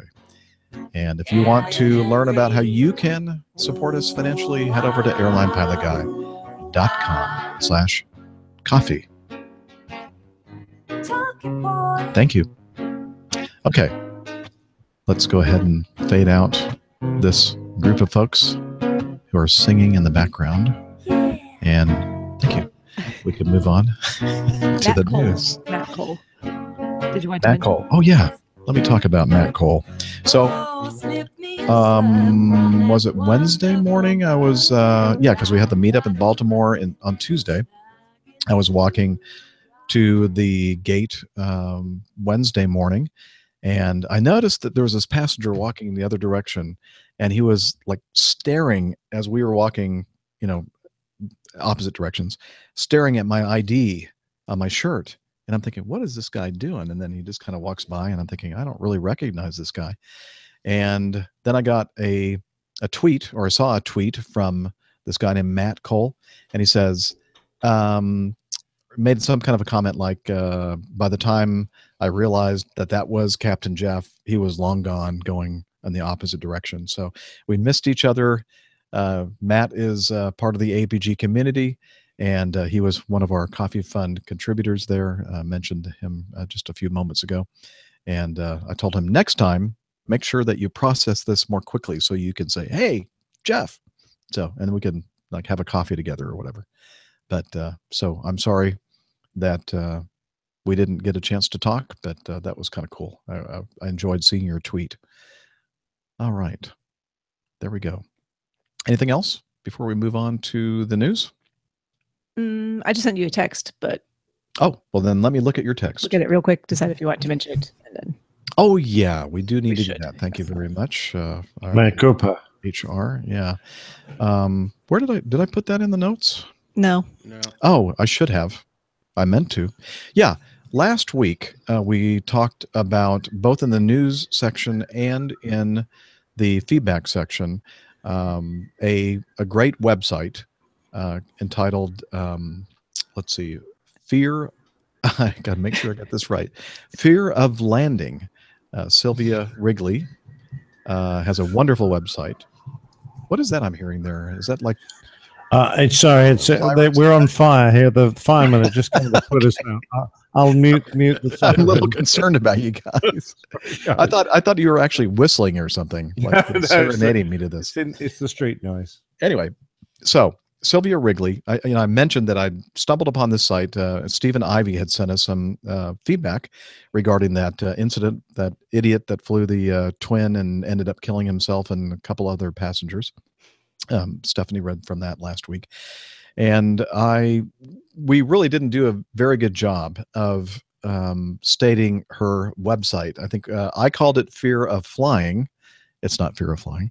I think I said fear of falling somehow, which I don't even know how I managed to say that, because I definitely looked at what was written that said fear of landing. So I'm just one of those things where I don't know. I wasn't thinking about what I was saying either. Obviously, I didn't mean to say fear of flying. Fear of Landing is her website, fearoflanding.com. And so just wanted to make sure everybody understands that is the correct website URL. And as I said before in last week's show, I signed up for her email notification. So anytime that she puts something new on her site, it sends an email to me, and then I can go read what she has to say about whatever she's writing about. And I have literally spent hours on her site looking at various things. Very, very fascinating stuff. She's also an author, and she's has some books there that she's written, obviously, and you can check those out. So again, Sylvia, sorry for screwing up the URL. It's Sylvia Wrigley's Fear of Landing website, fearoflanding.com. Check it out. Yep. And just to be clear, the feedback I read was directly from her blog. So I want to make sure that's properly attributed to her. Right. And you know what? That was good that we realized that, and we're going to be more careful about attribution in the future. Absolutely. Right. There we go. Okay. Now I think would be a good time for us to move on to the news. We have a lot of it this week.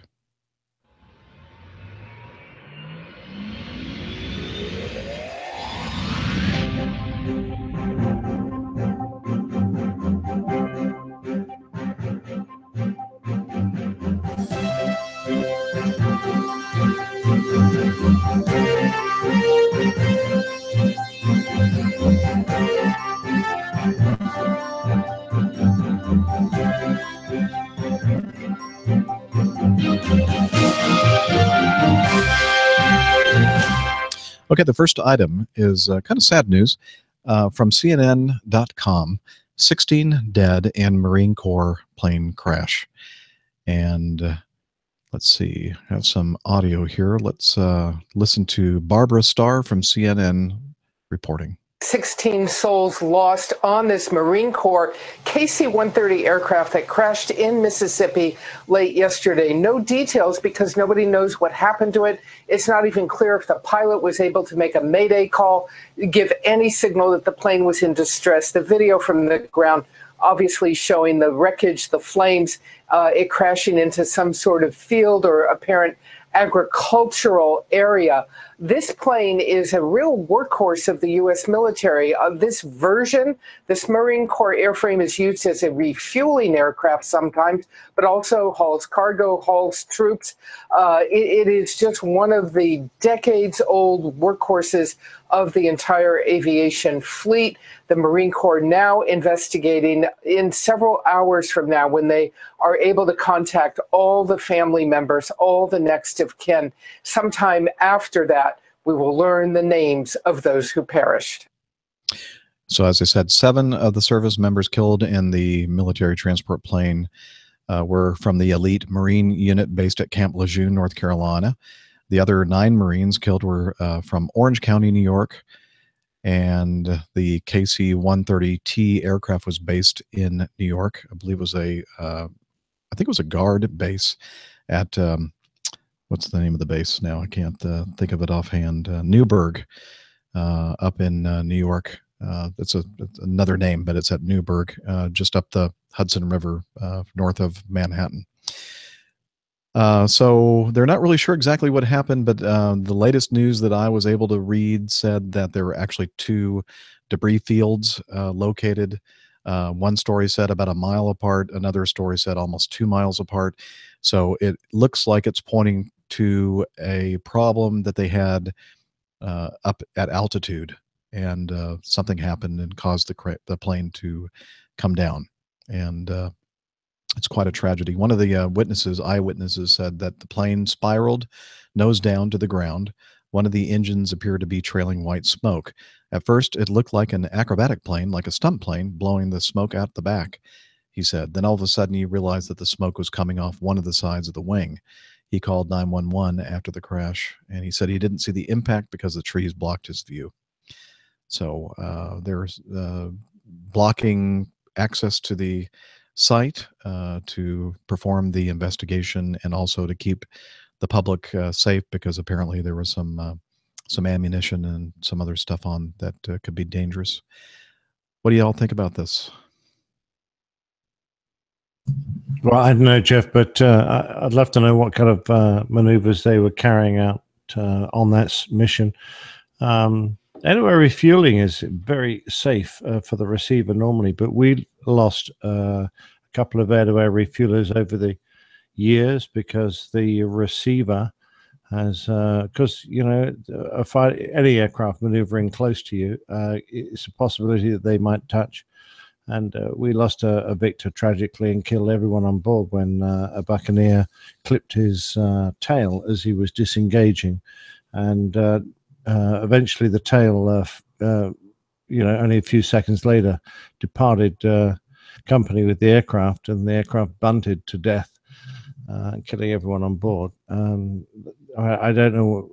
I'm just trying to think what a 130 might be doing, you know. I think in this case, it was just a regular transport flight going from North Carolina to, I believe, somewhere out in Southern California, and then eventually to Yuma, Arizona. And so it was just a regular, you know, flight transporting. Fred and I were saying the 130 is such a wonderful workhorse. It's got such a fantastic and incredibly safe record that I would think it's unlikely that it just decided to give up in midair. There's got to be something more to it than that. Yeah. Well, hopefully we'll find out more about this in the future. It may be one of those things that, especially with military accidents, we're likely not to hear anything about this for approximately a year. But if we do hear about what the cause was, we'll certainly talk about it on the show. So our prayers and thoughts to the family members for those lost in this tragic crash. It just goes to show that protecting freedom is not free. I mean, nope. Anytime something can happen like this, and you know, our men and women in uniform certainly are always at risk, whether they're in an active war zone or just, you know, out practicing. So Yeah. my heart goes out to the families, for those who have served and continue to serve our country. Yep. Thank you, Dana. Very well said. So is this pronounced Maho or Maho? Maho Beach. Princess Juliana Airport in St. Martin. A New Zealand tourist died on Wednesday afternoon, yesterday, after hitting her head on a concrete block behind the Princess Juliana International Airport SXM fence on the Maho Beach side. The article continues, and this is from airlive.net. Tourists gather on a daily basis to experience jet blasts from aircraft taking off from the runway. There's no S at the end of aircraft. Reports suggest that the woman was holding onto the fence with a number of tourists when the strength of the jet blast blew her onto the street, where she hit her head, knocking her out. And another story I was reading said that she actually died from cardiac arrest. So I think that this is the first case. There have been several people who have been injured in the past doing this stuff. James, you should know better. But apparently this is the first death reported from doing this activity. Yeah, I was just there in May. It's such an awesome place to be and experience for those who have never been there. Certainly recommend going. I just hope that this isn't going to cause them to shut that whole area down. There are huge warning signs everywhere, not to hang on to the fence, not to be anywhere near the fence. Being on the other side, there's a fence, then there's a roadway, then there's the beach. If you're on the other side on the beach, if you get blown back, you get blown into the sand, in or into the water. That the likelihood of you getting hurt is very, very slim, even if you get taken off your feet. But at that distance, you're much further away from the jet blast. So I don't think somebody that far back would necessarily get really seriously hurt, but she had to have been over on the other side of the on the fence on the other side of the road, and that's the only reason why she would have fallen and hit her head. I've seen video on YouTube of many videos on YouTube of people at Maho Beach doing this, but one showed, and this was several years ago, a female who was holding onto the fence and somehow couldn't hang on and tumbled backwards, and she also hit her head on that concrete. Yeah, because there's like a little wall. concrete ledge barrier wall. Yeah, that separates the road and the beach there. So it's not the first time that something like this has happened, but I guess it's the first time that somebody's actually died. Well, I can't help but think I read the headline of this, and most of the news articles I've seen about it says tourist dies from jet blast. Well, not exactly. Indirectly. Indirectly, it was more the choices that were made that led to that point, I think. So, yeah. And quite honestly, on holiday, you could trip, fall over, have a few too many beers, tumble, and hit your head almost anywhere. This is very true. A tragic accident, but just to lay it in at the sole cause being the jet blast. No, I don't go with that. And I think it's a wonderful thing to have. I do sometimes wonder at some of the approaches the guys make. It just does look like they might possibly be exaggerating their angle of approach to the runway there to look impressive. Looks like I would hate to think that was true. And that's one of the few things that worries me, is that somebody might just accidentally one day drop their gear into the sand, and that would not only possibly put in danger a lot of people, but wreck someone's career. Mm-hmm. So I think it's great, but just keep it safe, guys. I think if you ever find me there, which I've not been, but I really, really would like to go sooner rather than later, you'll find me over at the bar watching all of this. Yeah. Do they sell IPA at that bar? I don't even care. As long as it's cold and whatever. Dana knows. Yeah, I was going to ask Dana what he thought, but he's just disappeared. Oh, darn. Oh, well, he'll come back and tell us.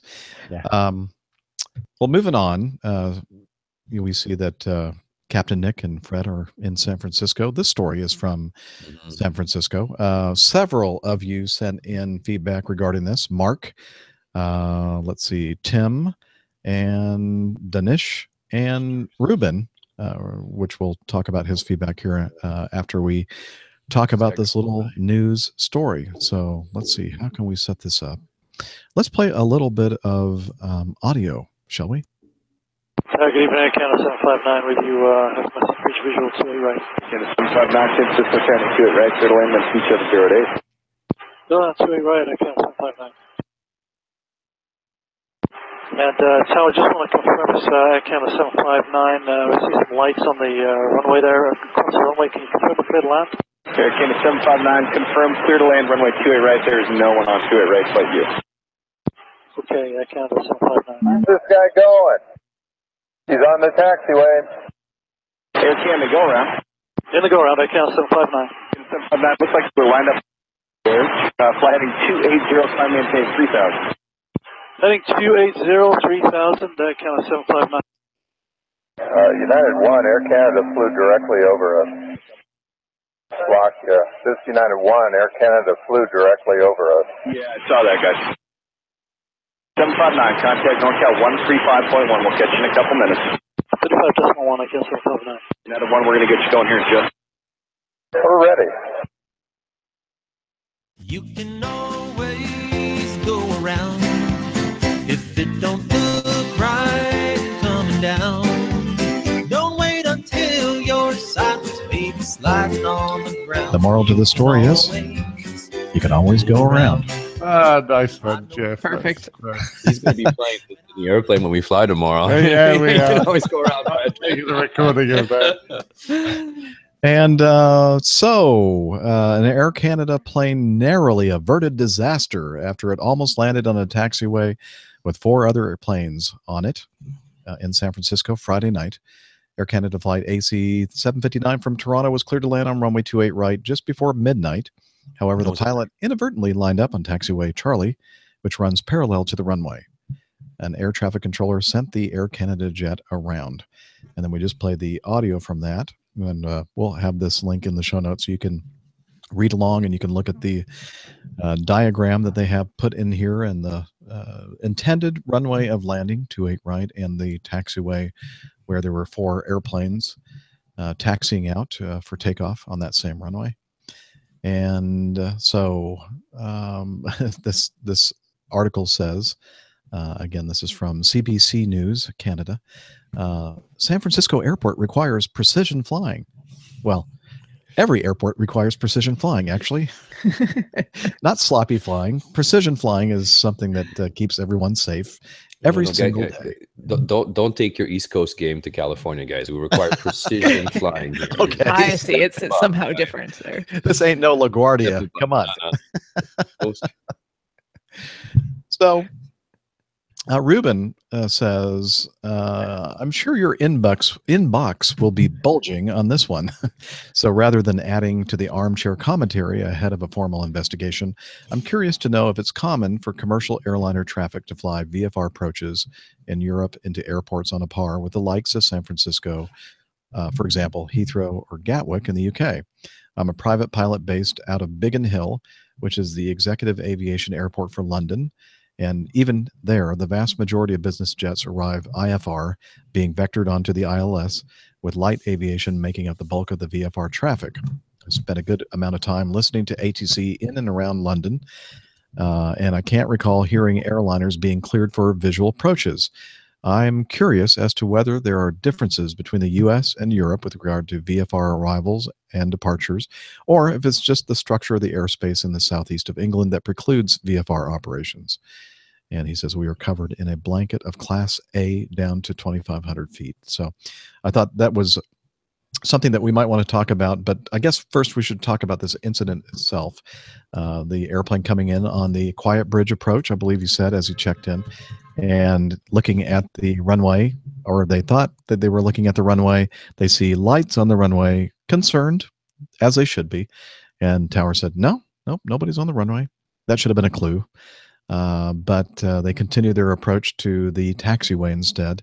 And the astute United pilot said, Tower, looks like they're not lined up on the runway. They're lined up on the taxiway. One report I saw said that they went as low as 175 feet above the airplanes on taxiway Charlie. That's pretty low, but I'm curious to hear Nick's take on this, seeing as how he just just now flew into San Francisco and landed on 28 right. So yeah, well, if it hadn't been for Fred's tweet showing me a picture of the runways and reminding me what they look like, Land here. I might well have been in the same situation. So thank you very much, Fred. That was much appreciated. Another tragedy averted. Thank you, Fred. Absolutely. Yep. It requires a lot of local knowledge. It does, you yeah. need and that precision flying. Yeah, precision flight. He set me right, so I wasn't going to fall for the same trap. To be fair, from in a day light approach, the runways are big, fat, black things, and they look like runways, and it'd be hard to mistake it, particularly since there was a 747 pointing at me on the taxiway. I don't think I'd have landed nose to nose with him. That wouldn't have been a good day.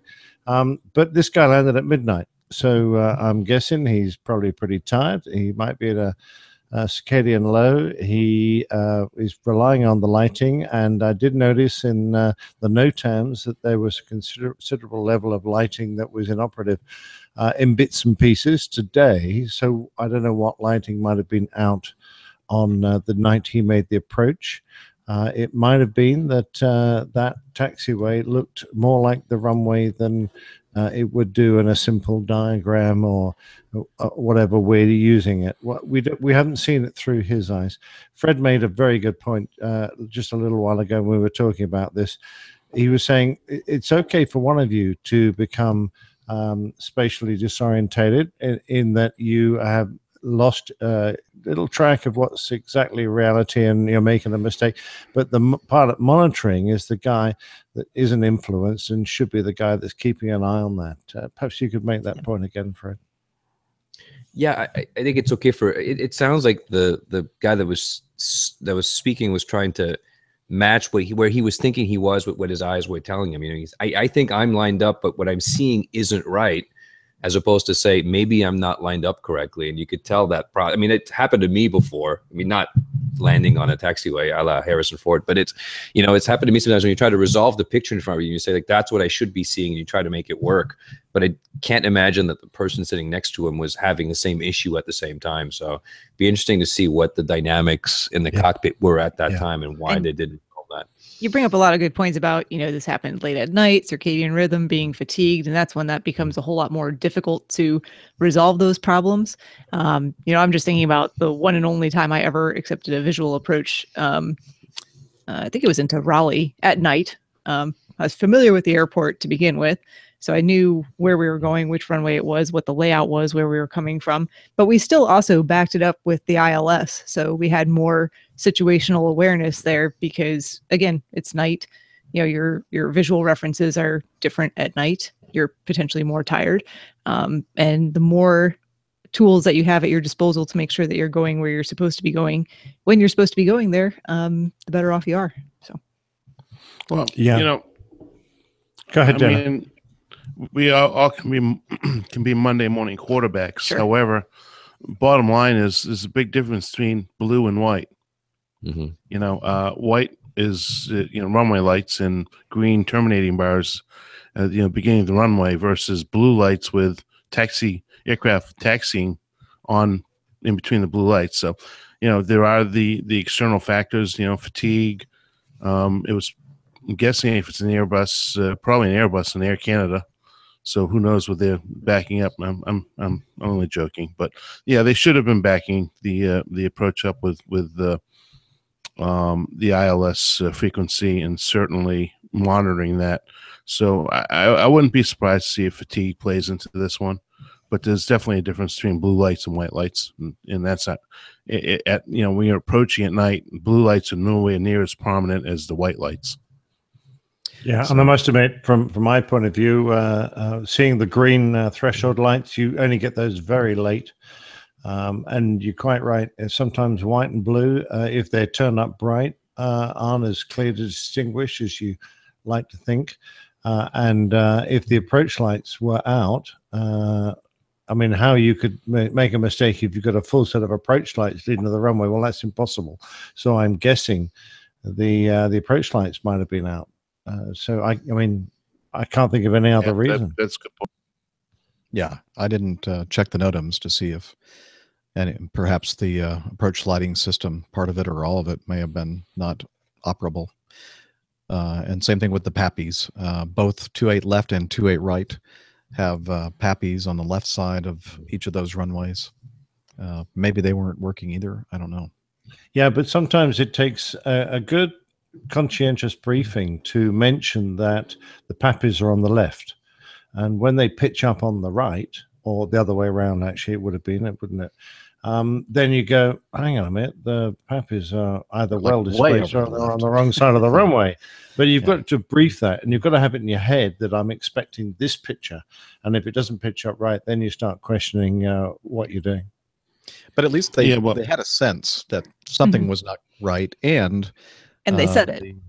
And they said so. And then also, kudos to the airplanes paying attention when they were taxiing out as to what was, the approach coming in, and they were cognizant of the fact that, hey, I don't think this guy is lined up on the runway. It looks like he's landing or trying to land on top of us. So. And to be clear, too, that distance is very small. I mean, I've landed on 28 right at San Francisco. The distance between the taxiway and the runway is probably 70 feet or 50 feet. I mean, it's one airplane width. Mm-hmm. And so if the approach lights or the strobes are a little too high, and you're still, it still looks like you're going into those strobes. You're just seeing lights beyond that, probably the taxi lights of the airplanes that were lined up to wait. So it's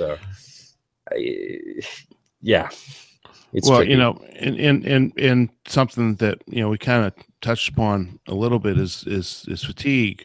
If this is a Toronto-based crew, they're coming in from Toronto and they're on East Coast time. Midnight San Francisco time is 3 o'clock in the morning, their body clock time.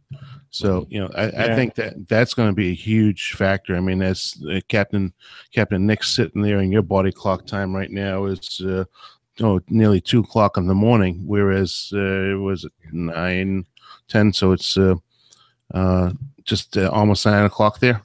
So your body clock is completely off whack. So I'm not making excuses, but I wouldn't be surprised if that plays into this. Yeah, all these elements can add together, and as we said many times, when you line those holes in the Swiss cheese up, it's kind of not your day. Yeah. So for those who aren't familiar with flying into San Francisco International, the parallel runways, the 28s and the let's see, what's the other set of 01s? Yeah, 01s. They are very closely spaced, and in fact, so much so that they can't legally run two simultaneous instrument approach procedures. Well, not straight in approaches. When the weather gets down to a certain level, they can use these modified weird approaches. Pardon me? Weird approaches. They're weird. They're one-off. They're kind of strange. So what they've done is when the conditions are visual, you can come in and one approach at the left is pretty much a straight-in approach. The one coming in from the right, on the right side, is kind of coming in at an angle. So way far out, the space in between airplanes is good. You get closer and closer to the runway because the one on the right is angling in. You get closer and closer to the traffic on the other runway, and they allow for that offset to take place, and then closer in, they basically line up with the runway. And if they have to have visual contact with the other runway, the other airplane approaching the other runway. But when the weather gets a little bit lower, they can actually run instrument approach procedures, an offset on the 28 right. And again, when they get to a certain point, they have to have visual contact with the other traffic and the runway itself. So that I think that's about 1,100 feet. Having read it today, I think you can come on the left runway down to 200 feet. On the right runway, you have to. It's about 1,100 feet, I think. I put a bunch of these in that piece of feedback in the news folder. I have several PDFs of the approaches. They have several visual approach procedures: the tiptoe visual, the quiet bridge visual, and they also have a FMS FMS, bridge visual approach. And there's a little fact sheet talking about PRM. They actually have precision runway monitor approaches, PRM approaches, and simultaneous offset instrument approach procedures. So a little bit of information there. I'll include that in the show notes as well, so you can read up about that. But anywho, it's not the easiest of airports in bad conditions. And a good day when you've got the ILS up, it's doddle, unless you're Asiana and you're messing about with the auto thrust. If the conditions are poor, I can imagine this would be a very testing airport. And then you've just got to consider the terrain around it on top of everything else. Got a lot going on in your head. Absolutely. So to address Ruben's question about the differences between visual approaches here in our country and in the UK, and what would you say about that? Well, now you correct me if I'm wrong, but I think you can close aircraft up in the States tighter if you're on a visual approach, because it's down to the pilots to judge their own separation. Yes. And the controller is no longer taking responsibility for that. Whereas in the UK, we tend to do purely instrument approaches, and the controller is always responsible. But we know that they can get them pretty tight and get a good traffic flow because of what Adam Spinks told us about the new technology in the Heathrow that allows them to close aircraft up with different wake vortex, different weight separations because of their vortex. So in the UK, it's much more common just to do pure instrument approaches. You will never get a visual approach in between all those instrument approaches. Everybody does straightforward ILS to land. The controllers are hugely practiced at it, and they can get a great flow in. In the States, things have grown up differently. And it's accepted that if you're on an instrument approach, you're going to have to wait your turn, you're going to have to be fed in, you're going to need more separation, and it's a little bit of an inconvenience. And I just think it's the way the two countries have developed. I don't think one is necessarily better than the other. I've got a bias because I know what's familiar and I know what I'm more comfortable with. Right. And I prefer more than one person taking responsibility for separation. I prefer both me and the controller to have that responsibility to make sure that it's not just on one person's shoulders. But I don't know if the States will ever move over to a more European style of doing things, but certainly in the Europe and the UK, if you go to a big airport, you're going to be expected to do an instrument approach. Now, I think that it's very important to state here, because we've talked about visual approaches in the past, and I think that sometimes we use this terminology without really going into detail about what exactly we mean when we say visual approaches. And so the big airports like Atlanta and Chicago and JFK, if we're on a visual approach, these are a straight-in approach, and basically they're mirroring what you would be doing if you were flying an ILS approach or an RNAV straight-in approach to a runway. It's not like, you're going to enter a downwind entry and then a base and a dog leg and that kind of thing. Although we do that type of thing on at some smaller airports that aren't like Atlanta and Chicago O'Hare and all those. But so the basic reason why we do that, as Captain Nick just mentioned, is that the differences between an IFR approach or an instrument approach procedure and a visual approach clearance is that the pilot is given the responsibility to maintain visual separation and wake turbulence avoidance with the preceding aircraft. And there are also some exceptions to this rule of thumb, and we've talked about these kind of approaches several times on the show, where we have a charted visual approach like the River Visual Runway 19 at DCA, the Expressway Visual Approach at LaGuardia to 31, where they require you to fly a specific ground track. And so those basically have to be visual approaches. So also airports like San Francisco, where the parallel runway spacing is less than required for simultaneous IFR operations. So usually when I'm saying a visual approach, that's what I'm talking about. Although there are times, not that common anymore, where we'll fly into an airport like Bradley or Flint or something like that. It's a beautiful day, and we'll actually fly. We'll get vectored to a downwind, and we'll let them know that we see the airport, and they'll let us go. They'll let us determine when it's time to descend and when it's time to turn a base leg, etc. And that's kind of fun, actually. It's a lot of fun to do that kind of approach. As long as you can see the airport and or the traffic preceding you, and keep them in sight at all times. And keep clear of clouds. Yes. But it's still an instrument procedure, though. It's still an not. instrument, It's exactly. not like you're going VFR or anything. You're still under instrument flight rules at that point. You're just flying a visual procedure. Correct. Yeah, it's kind of confusing, isn't it? You're still in an instrument approach clearance, but you're using visual cues to fly it. And SFO is really tricky, so it's 2-to-1, right? If they have to go with the ILS, they lose half the capacity of the airport, and so they try to not do that. And you hear it on frequency. Remember, Jeff, when we were flying, there's all these little layers everywhere, and so guys may be visual for most of the approach, except for that one little bit. And the control says, "Do you have the field?" And then there's a bit of a delay, of 1 to 2 seconds, and so we have it when they clear the layer. So I have a field. I have a field. It's not the field. It's got cows in. Yeah. Lots of fields. Can you be more specific about which field you are referring to? Actually, Fred was just telling me he has actually flown his light aircraft into San Fran on 28, right? And he was just telling me about how he decides where to land it so he doesn't block the runway for too long. Go ahead, Fred. So we're coming in about 100 knots, 110 knots, so we can't land on the numbers because then we have 3 miles to taxi to where we're going and we jam the airport.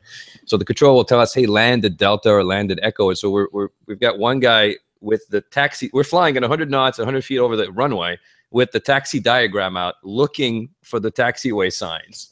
And when we see the one that we want, we pull the power back, we land, and we come off. I mean, it's literally like landing in a parking lot. That is so cool. There's great video of it, though. It's hilarious. Yeah. And he's got a great picture on his wall of his aircraft sitting there at San Francisco Airport. That's the way we do it in the Mad Dog as well. Just kidding. All right, so we'll put those links in the show notes. You can have a look at this incident and perhaps some of those approach plates and stuff, and check it out. See what a complicated approach environment it is. But I hope we've gone some way to explaining perhaps how this guy might have made that mistake. It's not a straightforward, this bloke's an idiot. They may be many other not at factors. all. Yeah, absolutely. But to me, it's about the human factor. So when you start asking yourself these questions, when you're saying stuff out loud and clearly your brain doesn't agree with what your eyes are seeing, it's interesting to watch the process of people still trying to resolve that and not saying, "Wait a minute, something's wrong." You're still trying to look for a solution that makes what you think is right correct. And that's just the way our brains work. And it's a great example of that. You hear it on that voice. It's not really convinced that what they're doing is the right thing. Certainly right. It just took that little nudge, to get them to perform that procedure we like to call. You can always go around. I'm taking a copy of that on tomorrow's flight. You know what? I can't tell you how many times I'm flying around and I hear somebody talking about going around. And you think of that song. It's a sickness. All right, and finally, the last piece of news in the folder from the Aviation Herald, an Airbus A320 Delta Airlines near Daytona Beach on July 10th, just a couple of days ago. They were flying from Atlanta to Port-au-Prince, Haiti, with 132 people on board. They had just reached cruise level 320, 32,000 feet, about 80 nautical miles north of Daytona Beach. And they were deviating around a frontal system with embedded storm cells when the aircraft flew through hail, prompting the crew to divert to Daytona Beach, reporting a cracked windshield at the first officer's side as a result of the hail strike. The aircraft landed safely at Daytona Beach about 25 minutes later. And there's a picture here of the first officer's side windshield cracked and the radome. Looks like it took a little bit of paint damage, at least. They also Simon includes a picture of the infrared satellite at the time and where they were approximately when they were in the hail. And it's it's a very red looking area. There's also a little bit more detailed graphic. This may not be exactly where all the cells were because this is from FlightAware, and they some of that information is delayed, but they do their best to match it up with the actual flight path at the time. And you can see them in southern Georgia going, around cells and that kind of thing. But it looks like, according to this graphic anyway, they flew right through or very close to a very, very red cell. And they basically, from that point, turned 90 degrees to the left, headed out toward the Atlantic Ocean, and decided, oh, we're going to have to land at Daytona Beach, I guess. So not the first time we've heard of Airbus 320 by this company experiencing hail. This one was daytime. The other one was a nighttime one when they were heading into Denver. And they decided to split the difference between some pretty severe cells, and that was not a good idea. They had both windscreens taken out on that in that incident, I believe. Anyway, that just goes to show you, don't push your luck. If you need to go way out of your way to avoid this kind of convective activity, it's probably a good idea to do so. I'm looking at this graphic, Dana. I'm thinking, I think I would have headed out, of course, as you mentioned, we're Monday morning quarterbacking, second guessing what they did, but looks like if you'd headed out more easterly to the coast, maybe around Charleston area, between Charleston and Savannah, and then headed down the coastline, you might have avoided all that really nasty looking weather. But well, Jeff, you know how difficult the air traffic be to deal with. Yeah. They don't let you deviate. They'll let you deviate, but not to the extent that you like to deviate a lot of times. Not only that, but I've heard, and maybe Captain Nick, you've been on the airplane a long time, and I don't know, but I've heard that the Airbus radar is not the greatest radar. It's I think from what I understand, our radar is actually better on our airplane. And the other thing is people always get it wrong. 80 miles north of Daytona Beach, which means they're south of Jacksonville, Florida, and they're just reached cruise altitude out of Atlanta. I don't think so. Yeah. Just to correct you there, Dana, the radar is a choice of the airline. They fit what radar they want. They can pick the manufacturer, they can pick the model, they can pick the price they pay. So it depends entirely on what you want to have your Airbus fitted out with. For example, our 340s, when we first got the old 340-300s, they had a pretty basic set. I compare that with the 330-300s we have now, which is just an unbelievably capable radar, which will automatically scan depending on a worldwide database of terrain, and it knows exactly where the airport is. It moves itself around, it picks stuff out. It's all singing or dancing. So you can go from the fantastic to the extremely basic, and it just depends what you're willing to pay for. And where I've heard that from is my buddy that flies the Spirit. Of course, now we're talking about Spirit. They're the bottom of the barrel, and the 320s and 319s at Acme are former North aircraft, which I know the North aircraft North mentality was always to buy the least expensive and the cheapest, so that would make sense. That's why I've heard of the 320 and 319 at Acme probably don't have as good a radar, because it's probably the cheapest thing that they could find. Yeah, it's like a lot of the kit in the airplane. You can get a really swept up that makes sense. Transponder. You can get all sorts of clever gear if you want to pay to have it fitted into your aircraft. But if your spec is to keep it cheap and cheerful, then that's what you get. I'm surprised Spirit doesn't rip the radar out of there and put a couple of seats, like extra economy or something. I'd like to say any comments you might have about what Dana just said, and Fred. That's Dana at airlinepilotguy.com and Fred at figure out his email. That does not represent the opinion of the Airline Pilot Guy show. Very good. Nice disclaimer. Sorry. Yes. Yeah. We need to get Hillel to record that. Yeah. All right. So you can cut it out. It's the yellow air Acme. You can place that spirit with that now. Those are fine folks. We know some pilots over there, and My best buddy's a pilot over there. There you go. One of my best buddies is a captain over there. So, all right. Just wanted to make that clear. Okay. Be careful out there, boys and girls. It's some nasty weather this time of year. All right. Time for the best part of the show.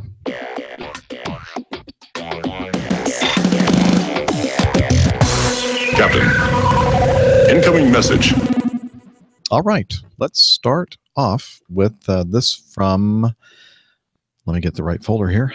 Zachary. Hey, Captain Jeff, I'm a big fan of the show, as well as a private pilot working on my instrument rating, working my way up to the airlines. My question is, what is the scariest experience you've had in the air?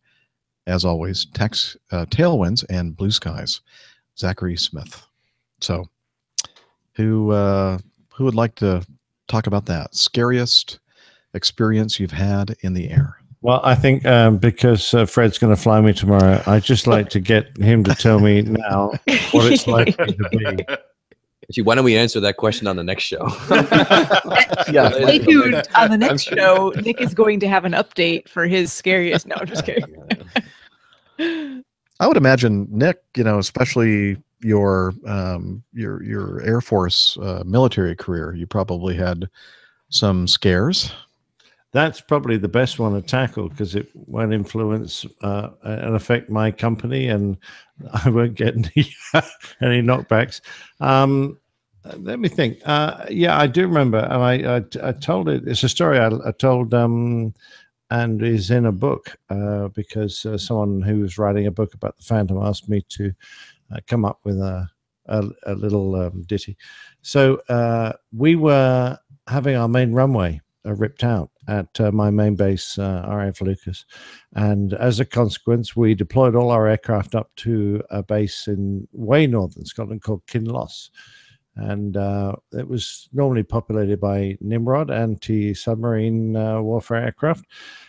So we were there, and we were a considerable distance from the coast where we used to, the East Coast, we used to go and do our most of our training. So there was a nice overland transit we had to do before we would pull up and get into Buchan's airspace and start doing whatever exercise we were that day. And it involved, the boss said we could do it low flying over the beautiful Scottish countryside. So long as we didn't waste too much gas doing it, because obviously it consumed a bit more petrol being down there at low level than it would have done doing a medium level transit, but it was a lot more fun. So this day I had a 3-bagger. So I had the maximum amount of external fuel tanks, 2 on the wings and 1 on the center line. So that gives me, about another 15,000 pounds of fuel. We were told we had to keep the fuel consumption down, so I was only transiting at about 360 knots. So I'm quite a heavy bird and going relatively slowly. I mean, safe enough, you're just flying straight level, but we're doing low flying. So I'm just sitting there in a valley, gently weaving my way through this beautiful countryside. And Budgie, my backseater's sitting there with his head in the tube. So he's not looking out. He's gazing at the green soup that used to pitch up on his radar screen. And the valley I was in was started off nice and broad and began to tighten up, just as it does in a natural feature. And the corners became a bit tighter, and I saw my speed was starting to drop. So I eased the throttles up to max military and started winding the airplane into corners, and I'm taking the racing line like you do, sitting out wide, looking around the corner to make sure there's nobody coming the other way, then pulling the aircraft firmly into the apex of the corner to brush the canopy against the rocks, so you don't pull too much G, and then whooshing out into the next valley and then doing the same the other way. But I'm looking out the window a lot. And I'm definitely not using reheat because that would really have defeated the object of trying to keep the fuel down. Anyway, I came round a final corner, and I had no idea until it was a bit too late that I'd let the speed drop way back to about 300 knots. And this valley ended with a sort of, as it often does with one of these glacial valleys, with a nearly vertical wall. And that's what I was looking at when I came around the final corner, this kind of wall of granite. So I obviously hoofed back on the stick to launch the airplane over this wall. But of course, I was sitting so slow now that all the airplane really did was the angle of attack build up, and very sluggishly the airplane started to climb. And I thought for a minute about popping the reheats in then, because I thought, well, this get a bit desperate. But the thing about the Phantom reheats is the first thing they do when you engage them is they actually open to full wide. Which, you think about it, on a jet engine, you have a narrow jet pipe. If it opens full wide to allow the reheats to light, you're actually going to lose thrust for a few seconds. And the reheats took a good 5 to 10 seconds to light in the Phantom. So I thought, well, I can't do that, I'll just lose thrust. So I just kept pulling back, and the pedal shaker was going as we were at a maximum angle of attack. And there was luckily a gap between the pine trees at the top of this granite ridge. And we went through that gap. About that time, I thought, well, we're clear of the ground. We didn't hit. I thought I was going to hit the backside of the airplane on the rock, to be absolutely fair. At that point, I popped the burners in, and we zoomed up to 10,000 feet. And Budgie, who was sitting in the back seat, hadn't a clue what had just happened, because he was looking at the scope. And he said, "What's going on?" And I didn't actually reply because I was kind of a bit maxed out. And we got up and got to a decent airspeed and a decent height, and I was in a bit of a cold sweat. And it's one point in my career where I really thought about just turning around, going back, thinking, I just nearly wiped us both out on a cliff face, and that was kind of stupid. And I wondered if I was, in the right job. But as you know, the confidence of youth, I was a very young man at the time, very quickly took over. And I said, "Oh, don't worry, Budgie. I just screwed up there for a bit. We're good now." And we carried on. You. Exactly. No big day. No big day. No big thing. You're okay now, right? In All right, fact, good, I don't good. think I ever told him about it. So if he is listening, Budgie, I'm very sorry, mate. Wow. Yeah. So, Steph, anything scary in the air?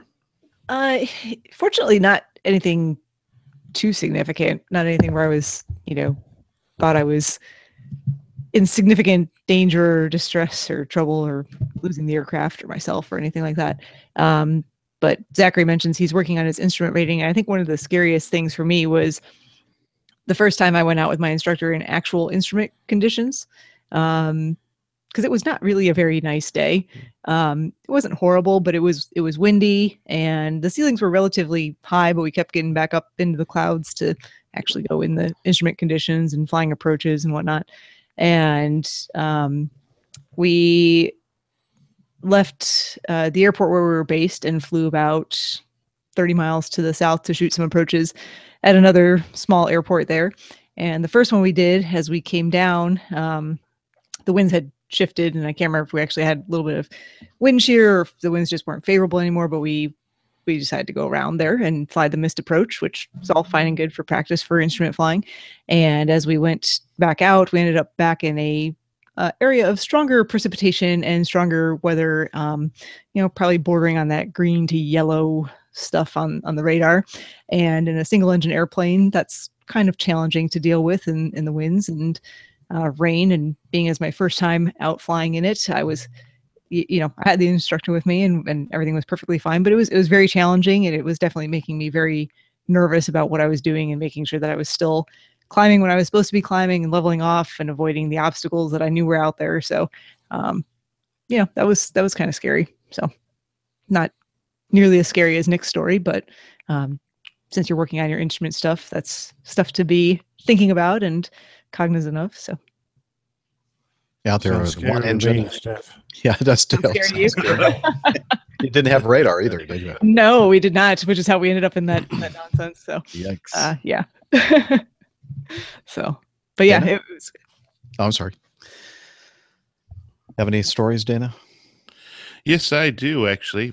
Flying across the country. My buddy had been a part of a aero club out in Salt Lake City back when I get on with the airlines. We would fly various aircraft across the country, and we were flying a single engine Comanche, which has bladder tanks. Bladder fuel tank. So we're flying across country. It has a good range, so flew nonstop out of RYY, which is Cobb County Airport, and we were pulling into Enid, Oklahoma. And the single engine Comanche is, it's got those long range tip tanks, and we're on approach into Enid, and as we're coming down on the glide slope, always back everything up, even back then, because we were trained to become airline pilots. Next thing you know, the single engine decided to quit.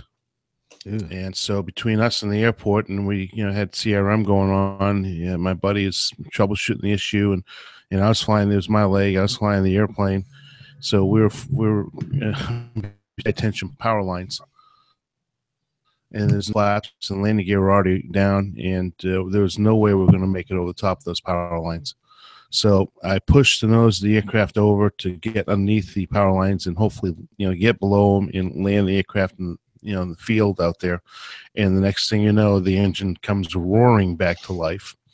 And as it's roaring back to life, I'm looking at the power lines, which are just off my nose, and now I'm below them, and had to make a very quick decision, being fully configured flaps all the way down, landing gear.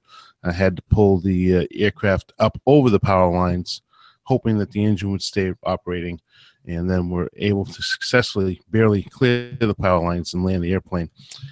Both my buddy and I had to check our pants for yellow and brown stains, because it was quite a scary scenario, because the last thing you can see is on the news, airplane gets hung up in power lines as the engine has quit. And we knew we had plenty, and the whole reason I was pointing out that we had long range tanks, we knew how much fuel we still had on the aircraft, and it was quite a bit. We still had 22 or 24 gallons left, which on a single engine aircraft is another 2.5 hours worth of flying.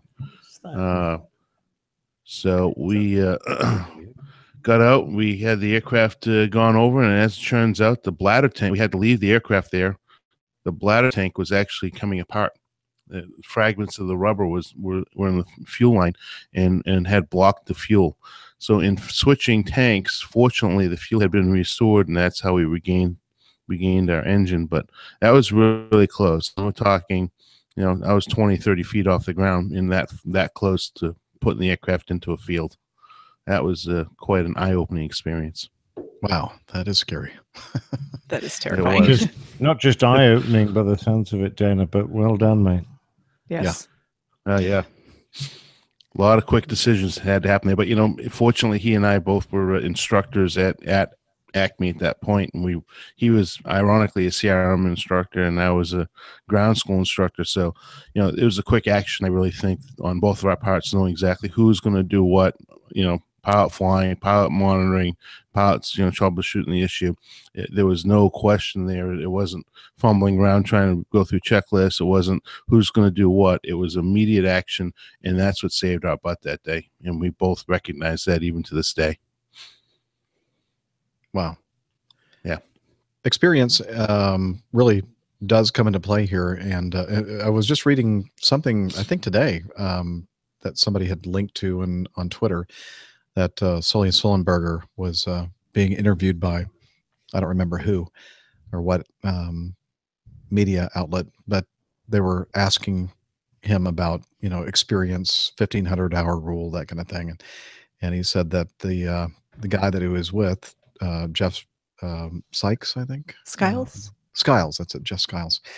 His first officer, the Miracle on the Hudson, had pretty much the same amount of experience that Sully had. In fact, that Jeff had been a captain, and then because of the cutbacks in the airline and everything else, he had to go back to be a first officer.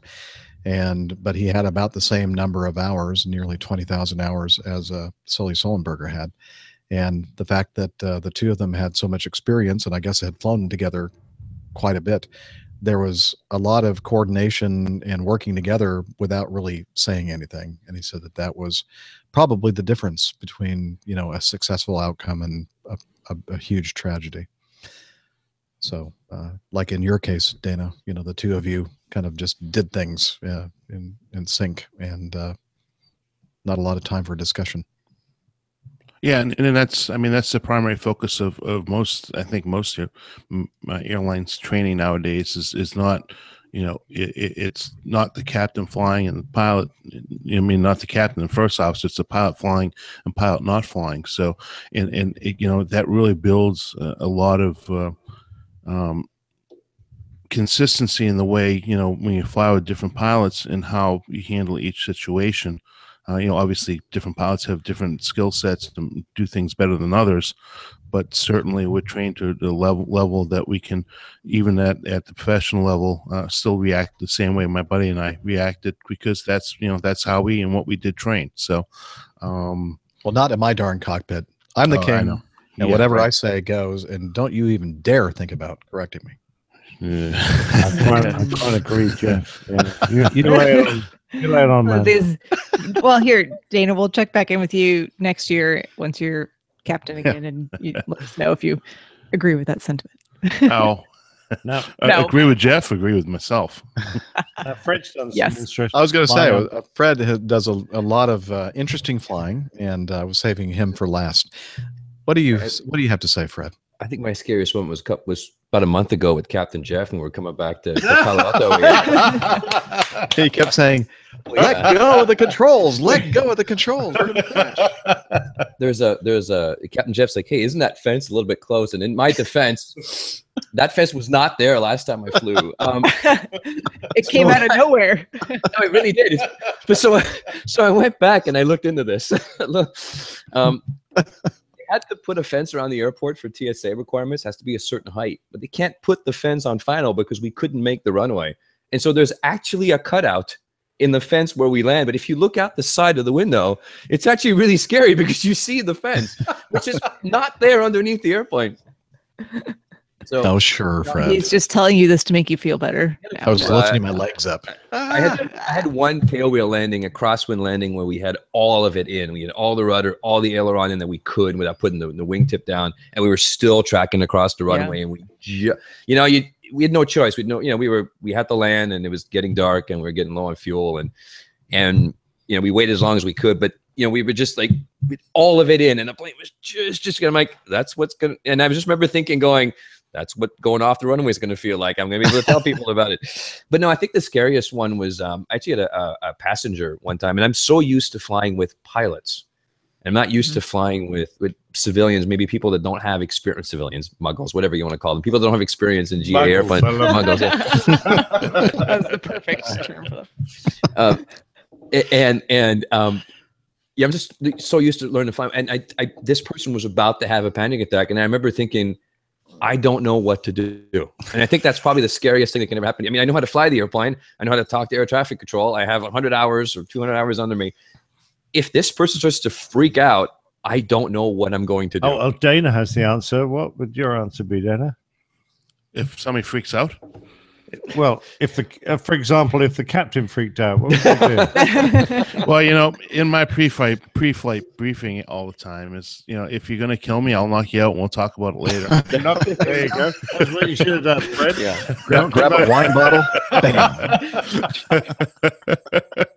He actually flies with a spare wine bottle, so he can no. There you go. Jeff, what about yours, mate? Well, I don't know. Pretty much every flight.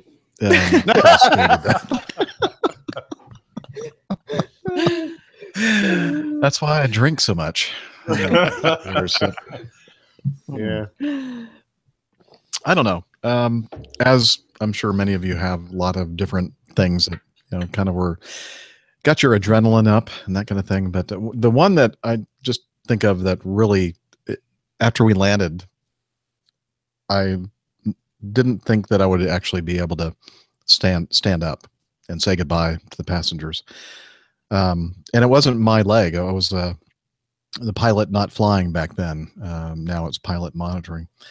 And I have to say, I'm not very proud of this because I was still a very inexperienced first officer at a major airline. And I'd flown with this captain many, many times. And I was always very impressed and very comfortable with him because I thought he had a great head on his shoulders and made great decisions, and was a great, stick and rudder guy, flying the 727, flying into Cincinnati.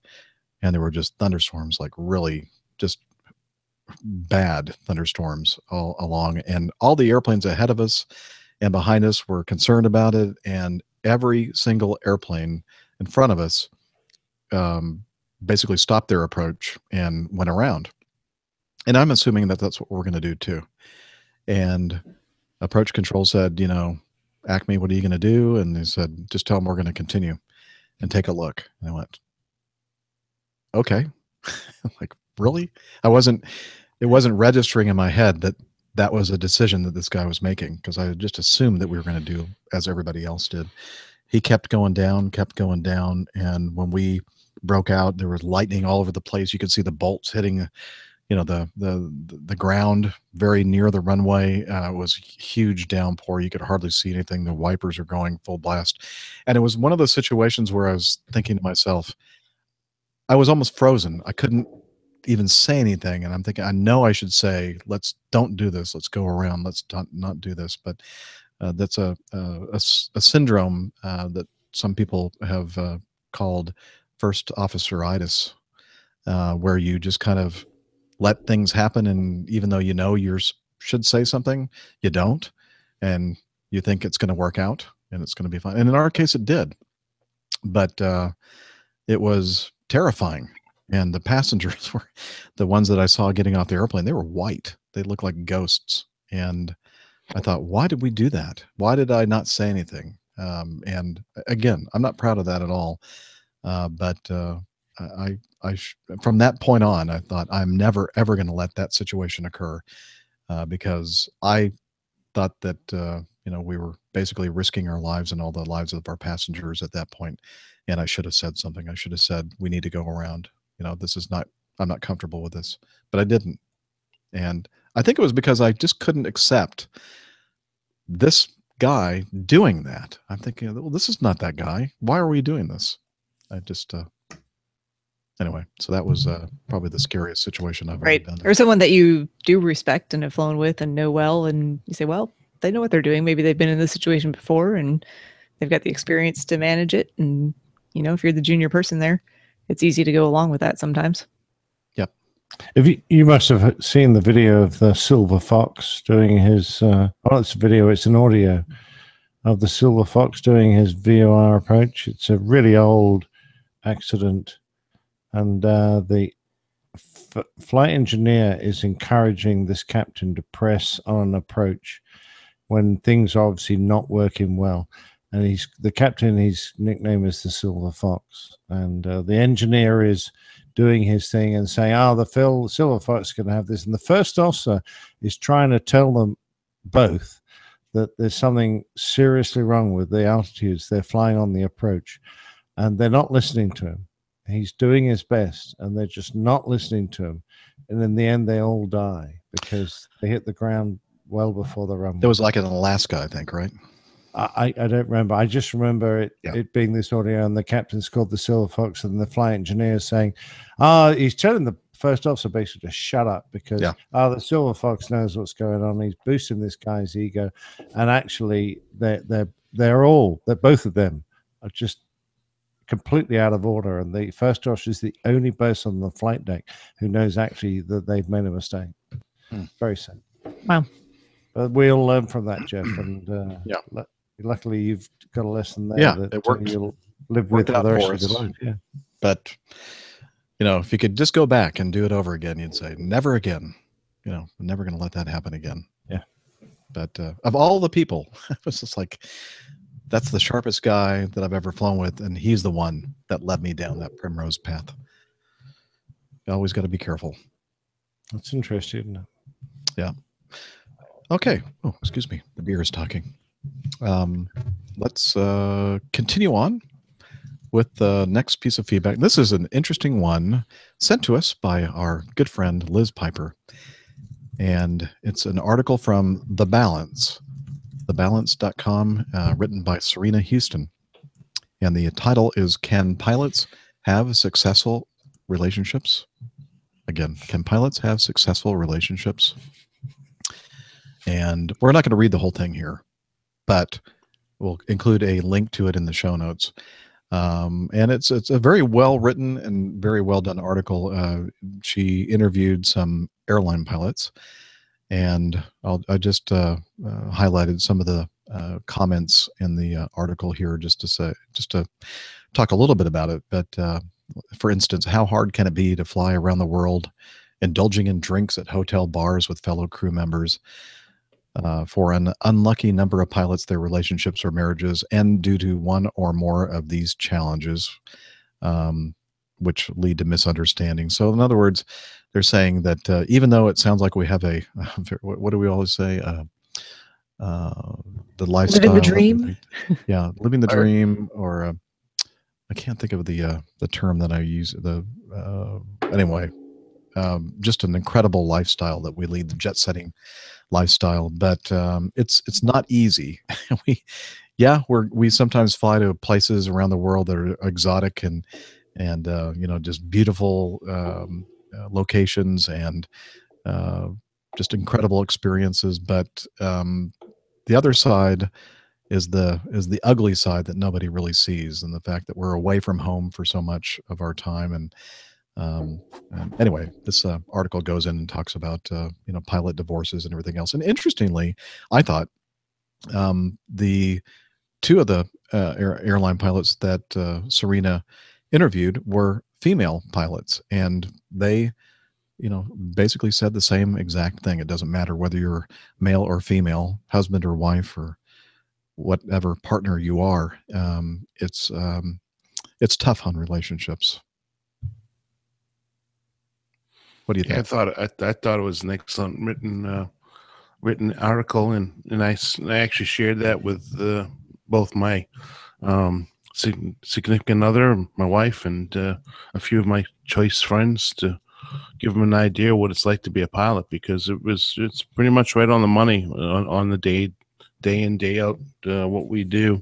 And it's not all fun and games, especially for us domestic guys and girls. We work real hard.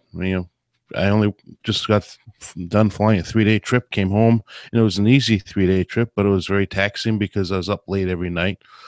And so I came home and I went to sleep. But most family, I can see where a wife or a husband would be upset if after you come back from 3 days being away from home, they think you're in a hotel room getting rest and having fun, and then you come home. And next thing what they do is they have the honey-do list. They have the kids they want you to take care of, and they don't understand why when you get home you want to go home, come home and take a nap. It's because you're tired. It's hard work, and it can cause a lot of problems. So this article, if anybody that's listening, take time to read it. It's an excellent article, and it's an important thing for you to read if you're somebody who's considering doing this job for a living, because many of us see all the upsides of doing this for a career, but you don't either you don't see, or you overlook or look the other way of the dark side or the downside to this kind of a career. I can see a few of the world's smallest violins coming out from some people. Fred made a good point. There are plenty of careers that have our kind of working hours, our kind of time away from home, our kind of stress levels, and the need to, when you do get home, you can't engage because you've just been working at 100% for so long that you just need to have some downtime. And it's very hard for our spouses to understand. I was very lucky. I married my wife when I was already an Air Force pilot, so she knew exactly what she was getting herself in for. And to be fair, moving into the civil world is a lot easier. So our home life actually improved when I came out of the military. But it is tough, but we're not the only profession that has these problems. So I think you'll find that there are an awful lot of goal-driven professions where people will push themselves to the nth degree to get their job done, where they will suffer from the same problems back at home. Yep. One of the go ahead, Steph. Oh Yeah, no, say one more thing, and that is, don't get me wrong, this is honestly probably the best job anyone could ever have, by far. We sit here and we complain, but certainly it is it's an awesome well, I don't know, position to Jeff. be in. I watched that movie Dumb and Dumber, and I thought the job of greasing up the girls in the netball team, or was it the I'm not trying to think. Putting the suntan lotion on the beach volleyball team. I'm trying to remember what that was. That sounded a pretty good job. Hey, you pilots, quit your whining. Yeah, for those with doubts, I'd like to refer you to the Miami Rick Instagram feed, full of workout pictures, sunsets, and beautiful city shots. Yeah, good. It's all glamour. It's all on the surface. Yeah. Glamorous. That's the No, word but- I was looking for. It's Glamorous- a glamorous glamorous lifestyle. life. Yeah. Yes. I mean, what other job do you get that when you walk off the airplane, they play your theme music for you? There's legions of people waiting for you. I mean, there's some amazing advantages here, guys. I think you're selling this short. I really do. Steph? Oh no, I was just gonna say, agree with what Nick said, Fred had said, because there are a lot of jobs out there that are like this too, where people are away from home, even if they're not flying all around the country or all around the world. You only have to go, 20 minutes down the road and lock yourself in an office all day and be on business calls and meetings, or, work in a hospital for 30-hour shifts at a time. And yeah, there's a lot of jobs out there that people are away from home, and when you get home, you're just not able to participate as fully as you might like to. And it's hard if your significant other or spouse is not in the same field or does not have a good understanding of what your job may entail to have empathy and sympathy for that. So that's true. I think one of the good or one of the better paragraphs of this article reads, Sarah E. is a first officer for a major airline. She says it's hard for outsiders to understand what pilots go through. It's hard for people who don't live the airline life to understand it. They think that while we are away, that we're on vacation and partying. It's difficult to convey the amount of work we do. It's fatiguing and challenging, especially for a wife and a mother. Sleeping in a hotel and living out of a bag isn't the most fun, but, and this is the best part, we are pilots and have a passion for what we do. It's in our blood, and it's part of who we are. So anyway, you should check out this very well-written article, again, from thebalance.com. Thank you, Liz, for sending it. And yeah, definitely worth a read. Joy Owl sent some feedback, audio feedback. Hello, my name is Joel. I am from India. My ambition is to become a commercial airline pilot. So, will you please tell me which is the best flight schools in Canada? Because I want to study in best flight school and I want to become a commercial airline pilot. Okay, he wants to become a commercial airline pilot, wants to know what the best flight schools are in Canada. I have no idea. Perhaps somebody out there listening, you might be up in Canada, you are a pilot, or you know the answer to this question that Joel has. So does Fred know? Huh? Fred? I've only been to 2 flight school in Canada. They've both been amazing. There's probably a little bit of a difference though. The larger airports where there's commercial traffic usually have landing fees in Canada, and so the smaller schools tend to be a little bit cheaper. If you fly in Quebec, you get to do it in both French and English, which is really cool. Again, I know there's a whole discussion around that in the last episode, but it's always nice to see maybe a little bit of variety like that. If you go to the rest of Canada, it's usually only in English, but I would assume that flight schools in Canada have exactly the same standards as well as curriculum and everything else, oversight that they do in the United States. I would say pick a city that you think you want to go to. I mean, Montreal is awesome. It's 80 degrees in the winter. There's beautiful places in Alberta as well that you can go to in the summer. Maybe not so much. Did you say 80 degrees in the winter? I caught myself there. It's 82 degrees in the summer. It snows in the winter. I was like, wow, he's really selling Montreal. I remember It's a tropical paradise in Canada. I've been brainwashed. No, I did my Cessna checkout in Montreal, and I remember the guy handing me a broom, like a full-size broom, and he goes, "Go get the snow off the airplane." But no, I would imagine I would pick a place I like Vancouver. I think Toronto's probably extremely busy airspace, probably very expensive, and so I'd pick a place that's affordable, that's beautiful, and I would imagine that the quality of the instruction is just about the same as anywhere else in North America. The procedures will be the same. The language is a little bit different. They speak ICAO in Canada, so there's a little bit of difference in the radio work. But otherwise, and in the airspace, but otherwise, I would imagine that you get the same quality flight training you would in the US. Excellent. Thank you. And if you're listening and you have some recommendations for Joel, please send them to feedback@airlinepilotguy.com. Ruben writes, "This is my first time submitting feedback. I'm a private pilot in the UK, and I started listening to the show whilst sitting on ski lifts over the winter ski season, having initially thought, why would anyone listen to a 3-hour podcast? And now I'm hooked. The Plain Tales segment is brilliant, and I really enjoyed reading Instruments of Darkness, The History of Electronic Warfare, following Nick's recent episode. Thank you for the recommendation. An event you and your listeners might be interested in. Sunday, the 26th of June, was the annual Project Propeller Reunion, an event for World War II aircrew who are flown from all over the UK in light aircraft by volunteer pilots. It is an incredible event that began in 1999, and I've had the privilege of being a volunteer pilot a number of times. Last year was a bit of a washout, with only a fraction of pilots making it by air, although some made the journey by road. The weather this year was better, but still a significant challenge. However, the majority managed to make it to Gloucestershire. How do you say that, Nick? Gloucestershire? How'd I do?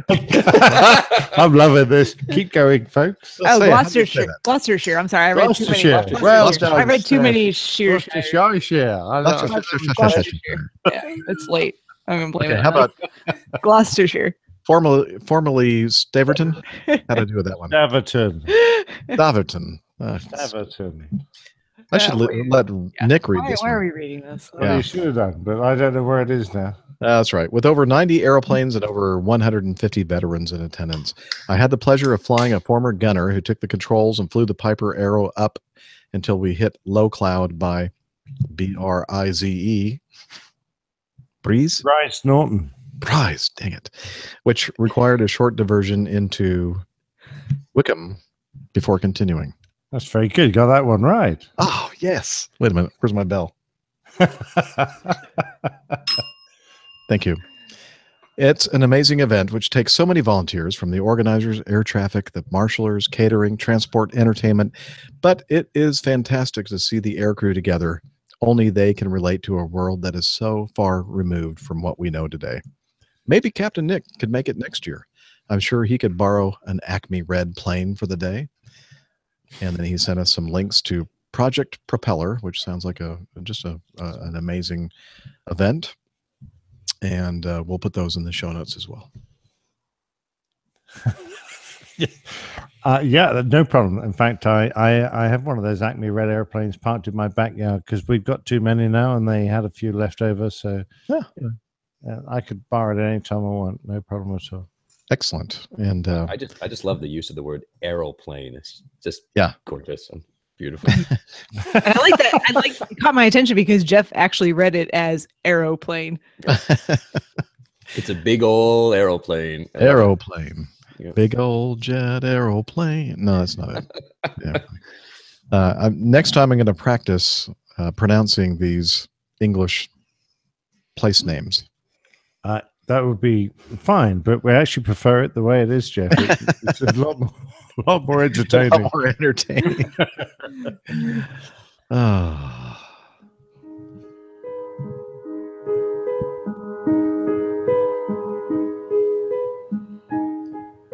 As I sit here in my hotel, lonely, all by myself, no one else around. I look back on the day's event and I wonder, what could have been? What should have been? What did I do wrong? Everything started out just fine. A great visual approach. Great conversation with the tower. There was a slight wind, only slight, but it was enough. I couldn't help it. I tried my best. But that asphalt is so hard. I'd done it 1,000 times, maybe more, 2,000 times. But today was not my day. I know I have to face the passengers. What will they say? Will they hate me? Will they scoff at me? Will they think me the fraud? Oh well. That was deep. See what we have to go through in our career as an airline pilot. Very deep. That was a great production. I enjoyed that. That was Steve, Captain Steve, the guy that does the How I Got Here pieces. Excellent. Well done, Steve. That was nice. He's a very creative guy. Love that. Thank you, Steve. We'd like to hear more of those. Speaking of How I Got Here. This is Miami Hick. Sorry I hadn't been on in a while, but my grandpappy, he passed into the great beyond.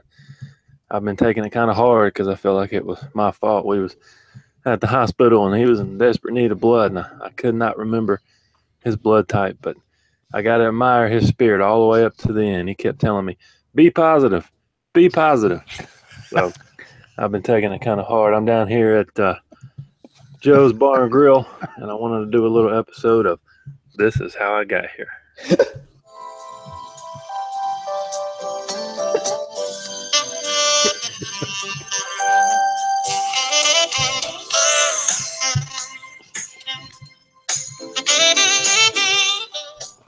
I was on my layover, come out of the hotel.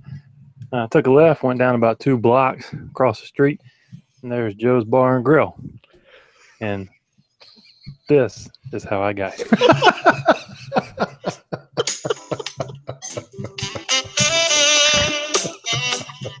Just kidding. Miami Hick, over and out.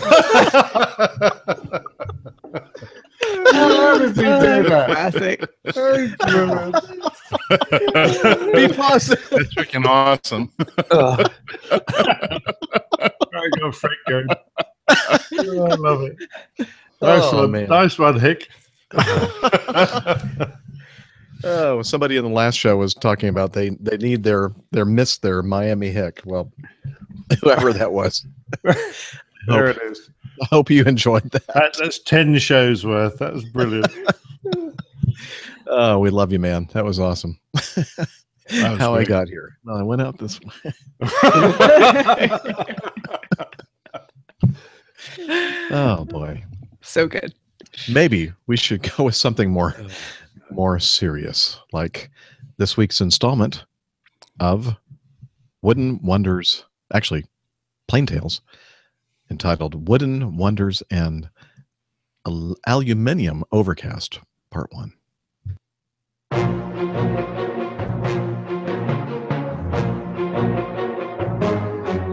The Old Pilot's Plain Tales, Wooden Wonders and Aluminium Overcast, Part 1. When taking the fight to Hitler during the Second World War, 2 air forces took radically different approaches. Both produced new aircraft with a very similar bomb load, but one was machined from metal, bristled with defensive armament, and carried a crew of 10, whilst the other was made of wood and canvas, built by piano makers, and carried a crew of 2. As the war approached across in the United States, the Air Corps was looking for an aircraft that would carry a useful bomb load at 10,000 feet and 200 knots for 10 hours.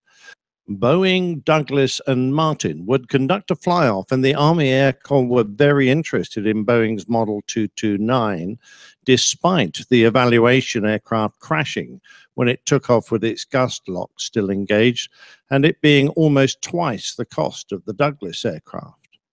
It was, however, legally disqualified from the competition, but not before a Seattle Times reporter had started calling it a flying fortress.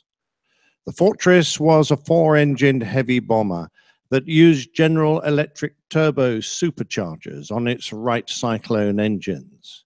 Its robust all-metal construction gave it an empty weight of over 36,000 pounds, around 16.3 metric tons, and its bomb load was 4,500 pounds for missions over 800 miles. Renowned for its defensive armament, it had machine guns positioned at the nose, tail, with 4 others at the mid-fuselage point, an upper, a lower, and 2 from the waist.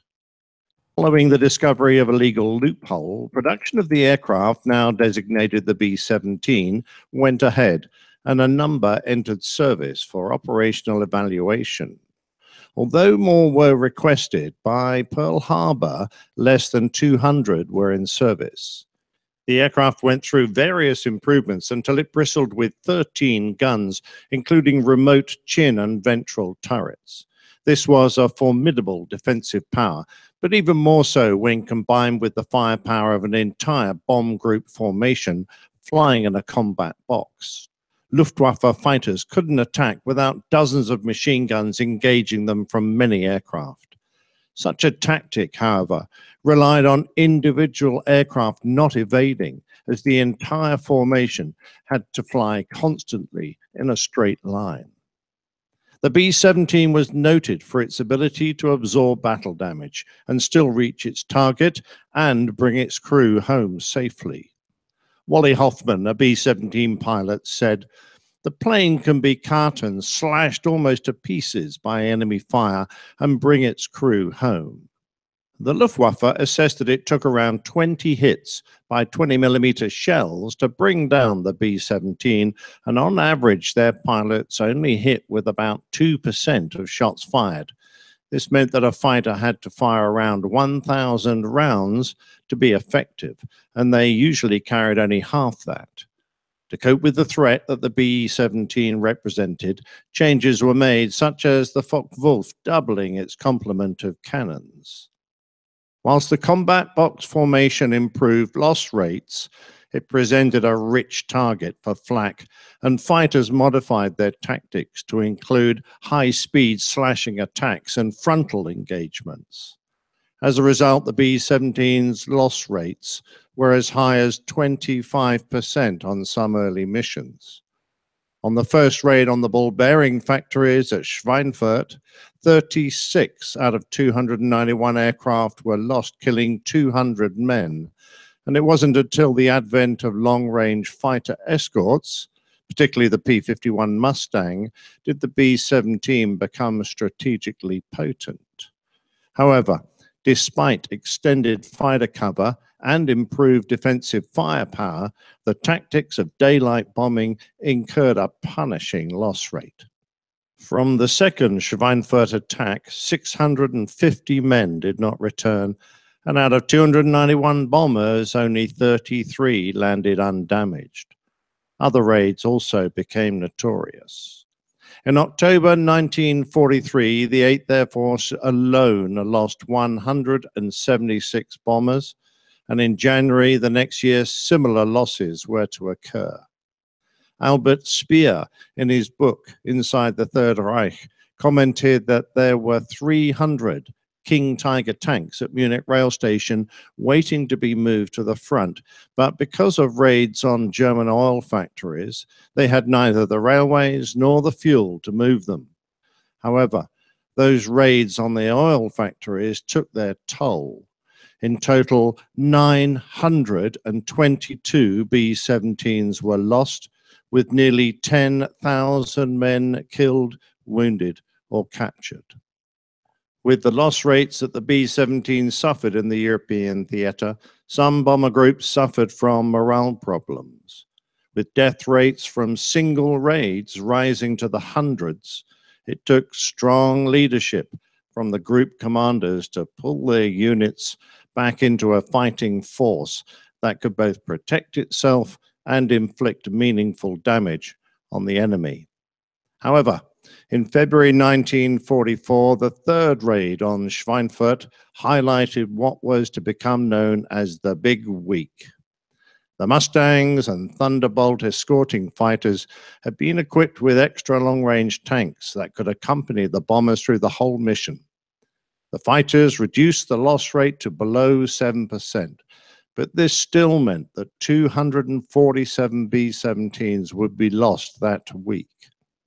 The combined bombing strategy that the RAF and 8th Air Force took to the enemy was winning. It ensured that day and night targets were being attacked and the Luftwaffe had no rest, but it was taking a terrible toll in men and machines. The Flying Fortress became a symbol of the tenacity of the United States, a stubborn willingness to defeat the enemy, and its pilots loved it. It was preferred to the B-24 for its greater stability and ease of formation flying. It was also less vulnerable to damage, and it flew better with a failed engine, making it back to base on numerous occasions, despite extensive damage, such that its durability became mythical. The B-17, named All-American, survived having had its tail almost completely severed, but it returned safely, giving rise to the saying, "Coming home on a wing and a prayer." Other aircraft also gained great fame. Memphis Belle was one of the first B-17s to complete an entire tour of duty of 25 missions. An old 666 was flown by the most highly decorated crew in the Pacific Theater. Rose's Riveters was the lone surviving 100th Group B-17 to come home from the raid against Munster and return to its base at RAF Thorpe Abbotts. It did so, 2 engines dead, the intercom and oxygen system inoperative, and a large ragged hole in the right wing. Along with the remarkable stories of aircraft survival came stories of the men who flew them. 17 B-17 crew members received the highest military award given by the United States, the Medal of Honor. Notable amongst them was Brigadier General Frederick Castle, the air commander of over 2,000 bombers on a strike, who died at the controls so that his crew could escape the crippled aircraft, and Second Lieutenant David Kingsley, who tended his injured crew before unhesitatingly giving his parachute to another, thereby giving his life. Perhaps one of the best documented was a desperate flight of survival by Lieutenant Edward Mitchell. The story of his bravery lies within his citation. For conspicuous gallantry and intrepidity above and beyond the call of duty while serving as a pilot of a B-17 aircraft on a heavy bombardment mission to Germany, April the 11th, 1944. The group in which First Lieutenant Mitchell was flying was attacked by a swarm of fighters. His plane was singled out and the fighters pressed their attacks home recklessly, completely disregarding the Allied fighter escort and their own intense flak. His plane was riddled from nose to tail with exploding cannon shells and knocked out of formation, with a large number of fighters following it down, blasting it with cannon fire as it descended. A cannon shell exploded in the cockpit, wounded the co-pilot, wrecked the instruments, and blew out the side window. First Lieutenant Mitchell was seriously and painfully wounded in the right thigh. Hydraulic fluid filmed over the windshield, making visibility impossible, and smoke filled the cockpit. The controls failed to respond, and 3,000 feet were lost before he succeeded in leveling off. The radio operator informed him that the whole bomb bay was in flames as a result of the explosion of 3 cannon shells, which had ignited the incendiaries. With a full load of incendiaries in the bomb bay and a considerable gas load in the tanks, the danger of fire enveloping the plane and the tanks exploding seemed imminent. When the emergency release lever failed to function, First Lieutenant Mitchell at once gave the order to bail out, and 7 of his crew left the plane. Seeing the bombardier firing the navigator's gun at the enemy planes, First Lieutenant Mitchell ordered him to bail out, as the plane was liable to explode any minute. When the bombardier looked for his parachute, he found that it had been riddled with 20-millimeter fragments and was useless. First Lieutenant Mitchell, seeing the ruined parachute, realized that if the plane was abandoned, the bombardier would perish, and decided that the only chance would be a crash landing. Completely disregarding his own painful and profusely bleeding wounds, but thinking only of the safety of the remaining crew members, he gallantly evaded the enemy, using violent evasive action, despite the battered condition of his plane. After the plane had been under sustained enemy attack for fully 45 minutes, First Lieutenant Mitchell finally lost the persistent fighters in a cloud bank. Upon emerging, an accurate barrage of flak caused him to come down to treetop level, where flak towers poured a continuous rain of fire on the plane.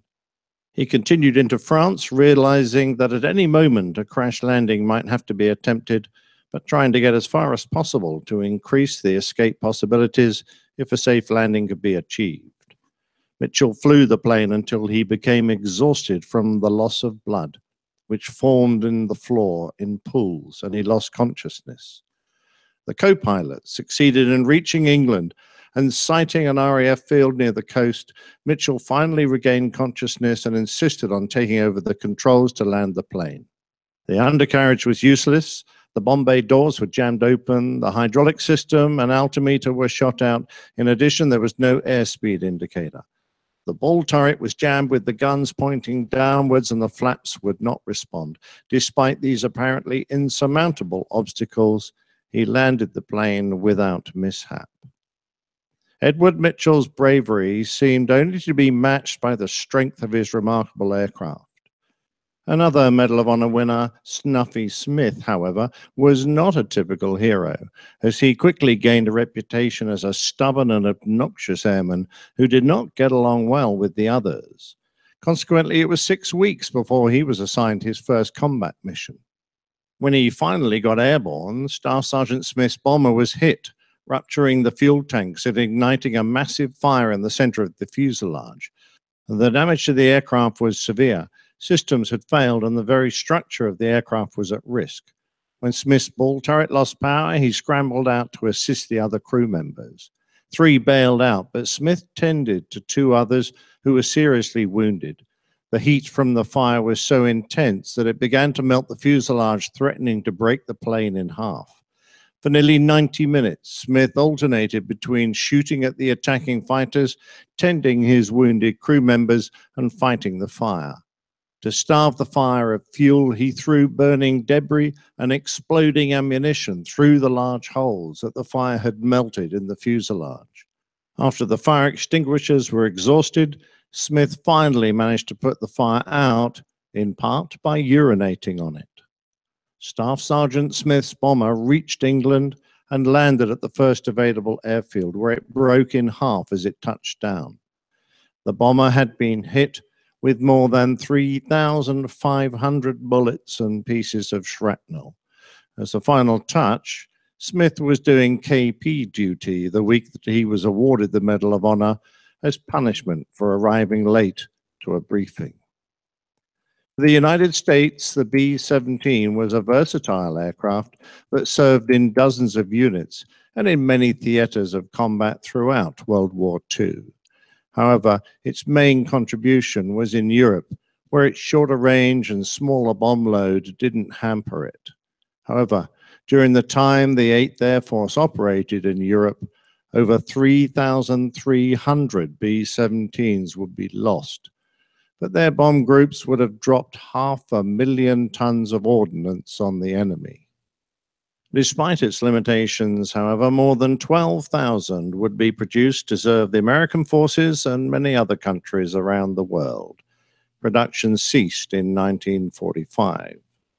This is a story of two aircraft, and whilst Boeing was constructing an armored porcupine, across the Atlantic, Jeffrey de Havilland was taking a different approach to his bomber's design. But to find out about that, you'll have to listen to the next installment of the Old Pilot's Plain Tales. Ooh, nice teaser. Wow. We all like to be teased, Jeff. What an amazing airplane and amazing stories. I must admit, when I started investigating the B-17, and it was Dana that really kind of put me on it, because he mentioned it was his favorite aircraft from World War II. Yes. I had no concept of the number of Medal of Honor winners. And Fred has just reminded me that when a Medal of Honor winner walks into a room, he is the most senior person in that room. Even the president will kowtow, will bow to him, will salute him. So that's a remarkable award and a remarkable achievement. For one force to get 17 Medal of Honors awards is just incredible. It just goes to show the quality and the determination of the men that flew those aircraft. Yeah. And if you guys ever get a chance to get up close to one, the craftsmanship that went into the airplane is incredible. I mean, this is a plane that they were mass manufacturing for war. The rivets are all straight. The fabric is cut perfectly. The pilot seats are hand formed over a jig, and it's handmade. The quality and the robustness of these things you could feel it when you get up close to the airplane. So if you guys ever get a chance to spend a little bit of time with one, look at the details. It's incredible. Wow, I've never been up close to one. But no, I'd love to have the opportunity. I'd love to see it. I'm sure it's a very imposing airplane.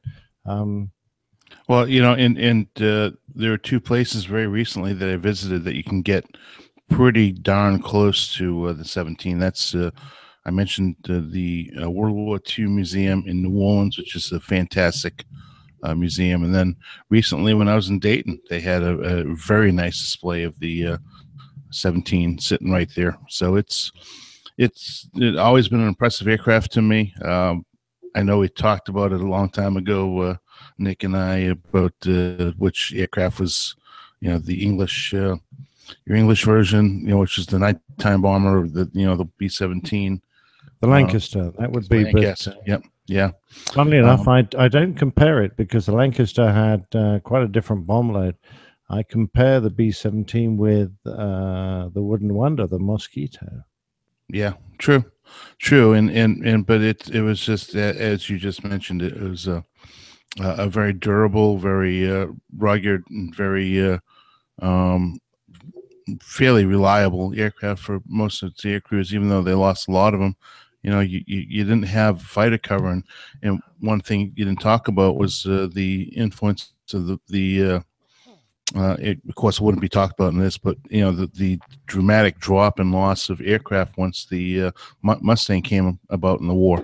That really played a big difference. That's exactly right. I think I mentioned that when the initial stories that loss rates were up to 25%, but on the big week when the B-17 had full fighter cover with the Mustangs and the Thunderbolts with extended fuel tanks that could cover them the entire trip, their loss rate went down to around 7%. So that was a considerable change. And I'm sorry if I missed that, because a couple of times tonight my Google Hangouts have just gone ahead and dropped off. So, you don't have your Hangout drop off, mate. That's dreadful. It's a terrible condition. Yeah. Maybe some it's just not hanging out very well.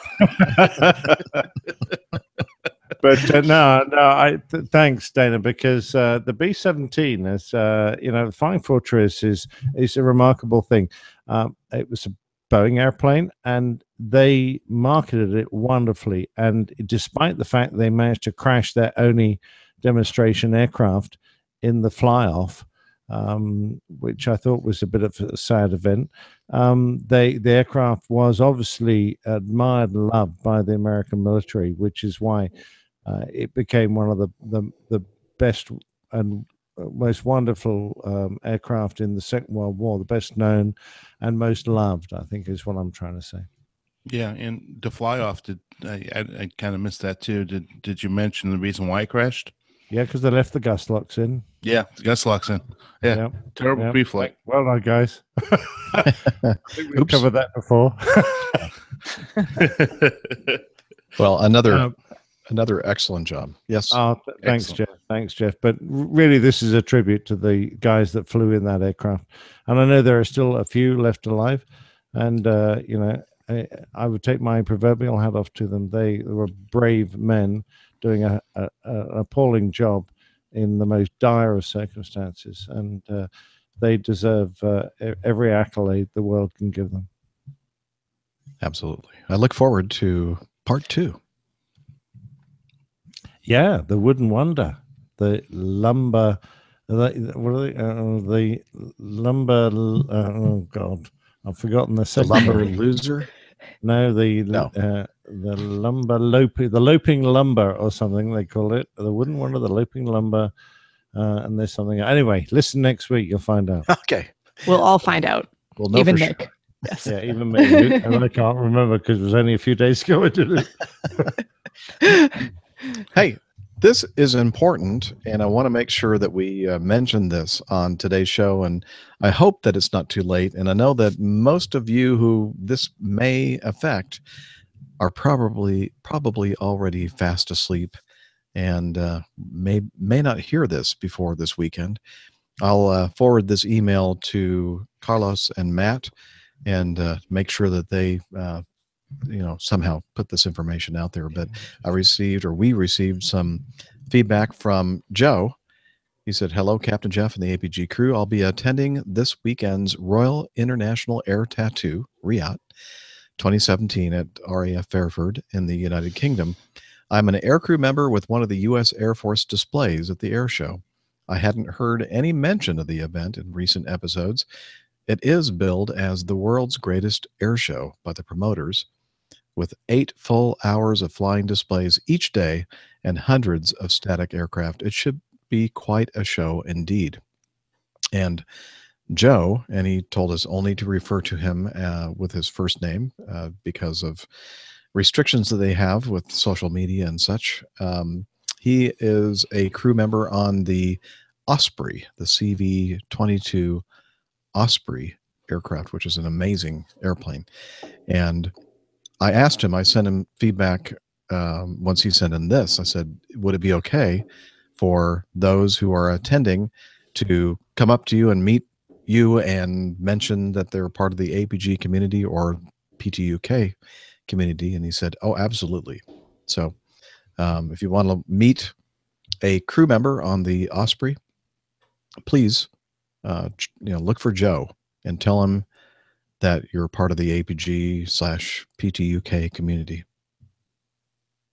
Very cool. And I know we definitely have listeners of both shows that are attending this weekend. I think that aren't the PTUK going to do something live while they're there or not?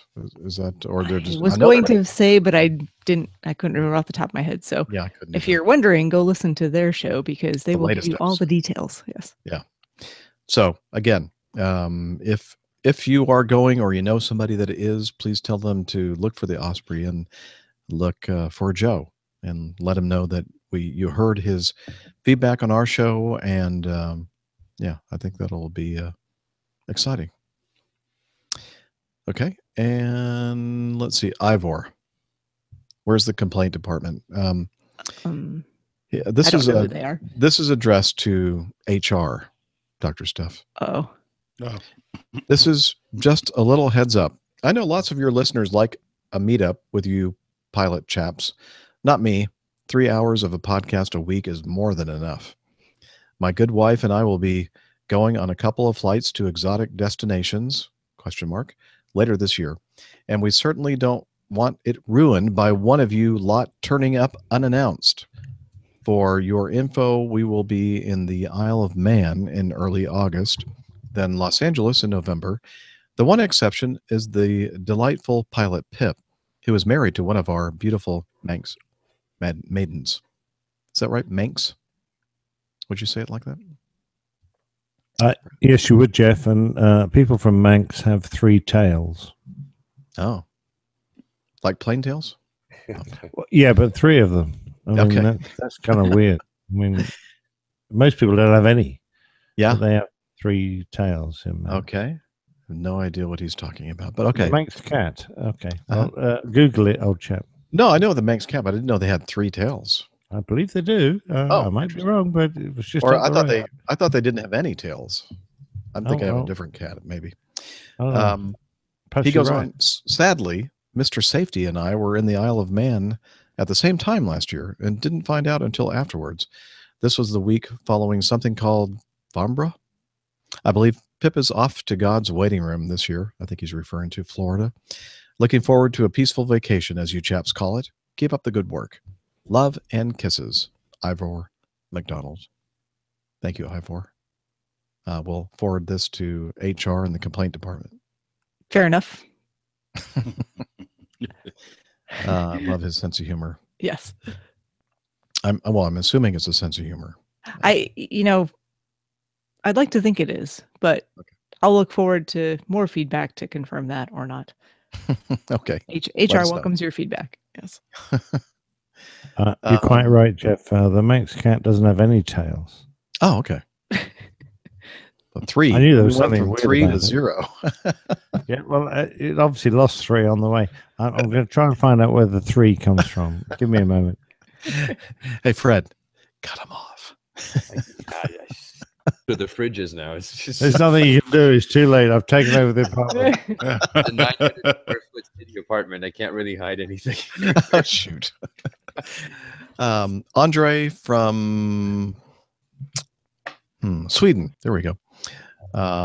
He says, first of all, thank you for a really great podcast. My name is Andre.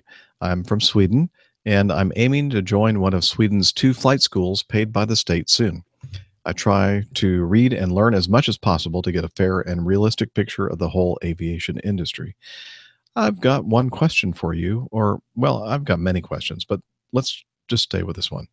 While listening to the radio traffic between pilots and the ATC, whether it's in a video, a podcast, or just on the website liveatc.net, it's always hard to understand what they're saying to each other. They speak so fast, and some of the foreign pilots speak English with heavy accents.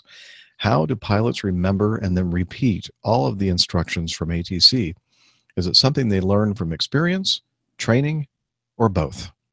Best regards, Andre Berkholtz from Sweden. You nailed it. It's experience and training.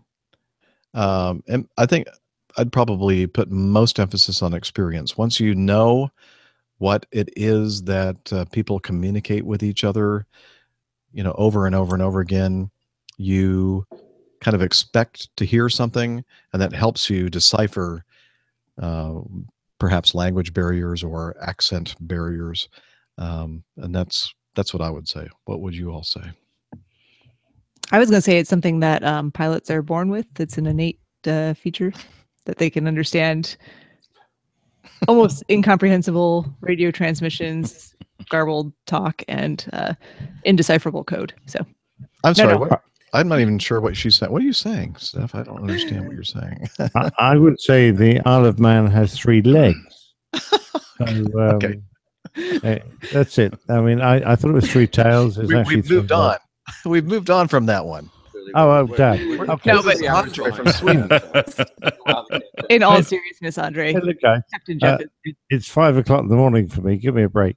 Yeah, the trick is to know what they're about to say. And so you've got it kind of in your head. You know what they're likely to say because they're using standard phraseology, except in America, of course. So you kind of when they say it, you fit the words in. You go, "Yep, I understand what that bloke was saying."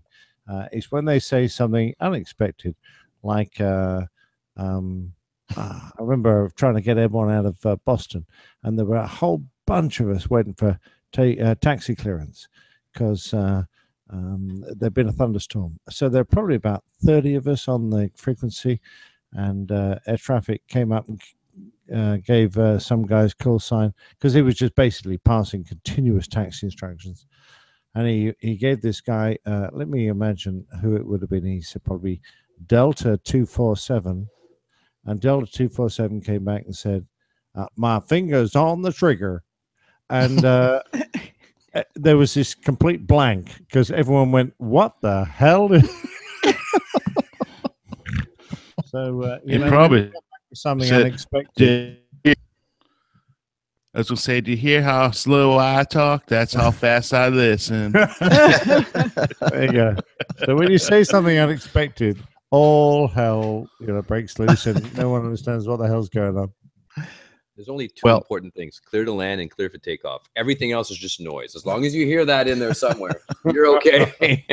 And I was just going to say that, Nick, nobody really understands what they're saying up in Boston. Well, I'm sure other blokes in Boston do, but apart from that, yes, I agree with you.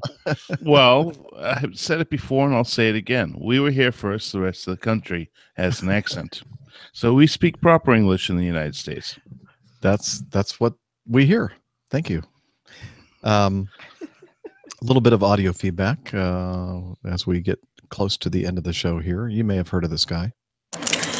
Hey, Captain Jeff, Captain Nick, Dr. Steph, Captain Dana, and whoever else is on the show this go around. It's First Officer Craig here, and I just want to leave some feedback on, actually 2 pieces of feedback on the last episode.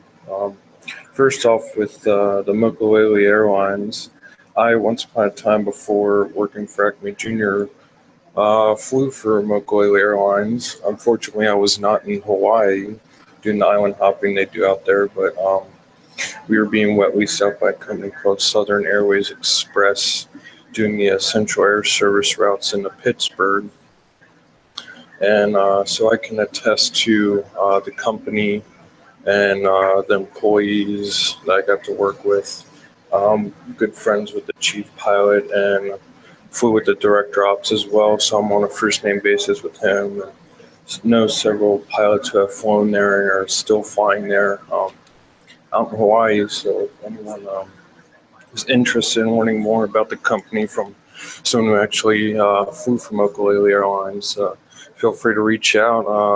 I'm FO Craig on Twitter, at Greenhorn CFI, and Craig Pyzik on Facebook. So yeah, feel free to reach out to me if you have any questions about that. And my second thing I wanted to talk about was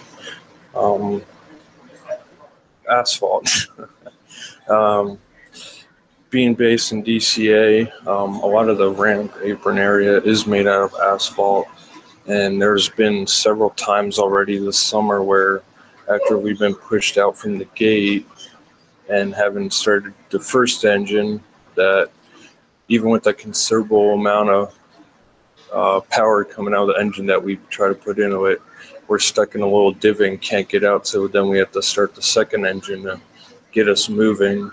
And it's very noticeable on some of the taxiways near the ramp gate area that there are large divots because the asphalt's soft, and in the summer heat it gets really soft, and all the heavy aircraft taxiing on it create quite large divots. And yeah, so I wish they would move to concrete to kind of fix that problem, but I know that concrete takes a lot longer to cure than asphalt does, and at places compact and busy as DCA, I don't think they have time to put concrete all over the place. So that's just my 2 cents on that. Thanks for taking my feedback. Nope. I got cut off at the end. Thank you, Craig, for sending that in. So whose fault was it? Concrete. Asphalt. The asphalt. Thank you. Bam. I wish I had a sound effect. Oh, I do. Oh, well.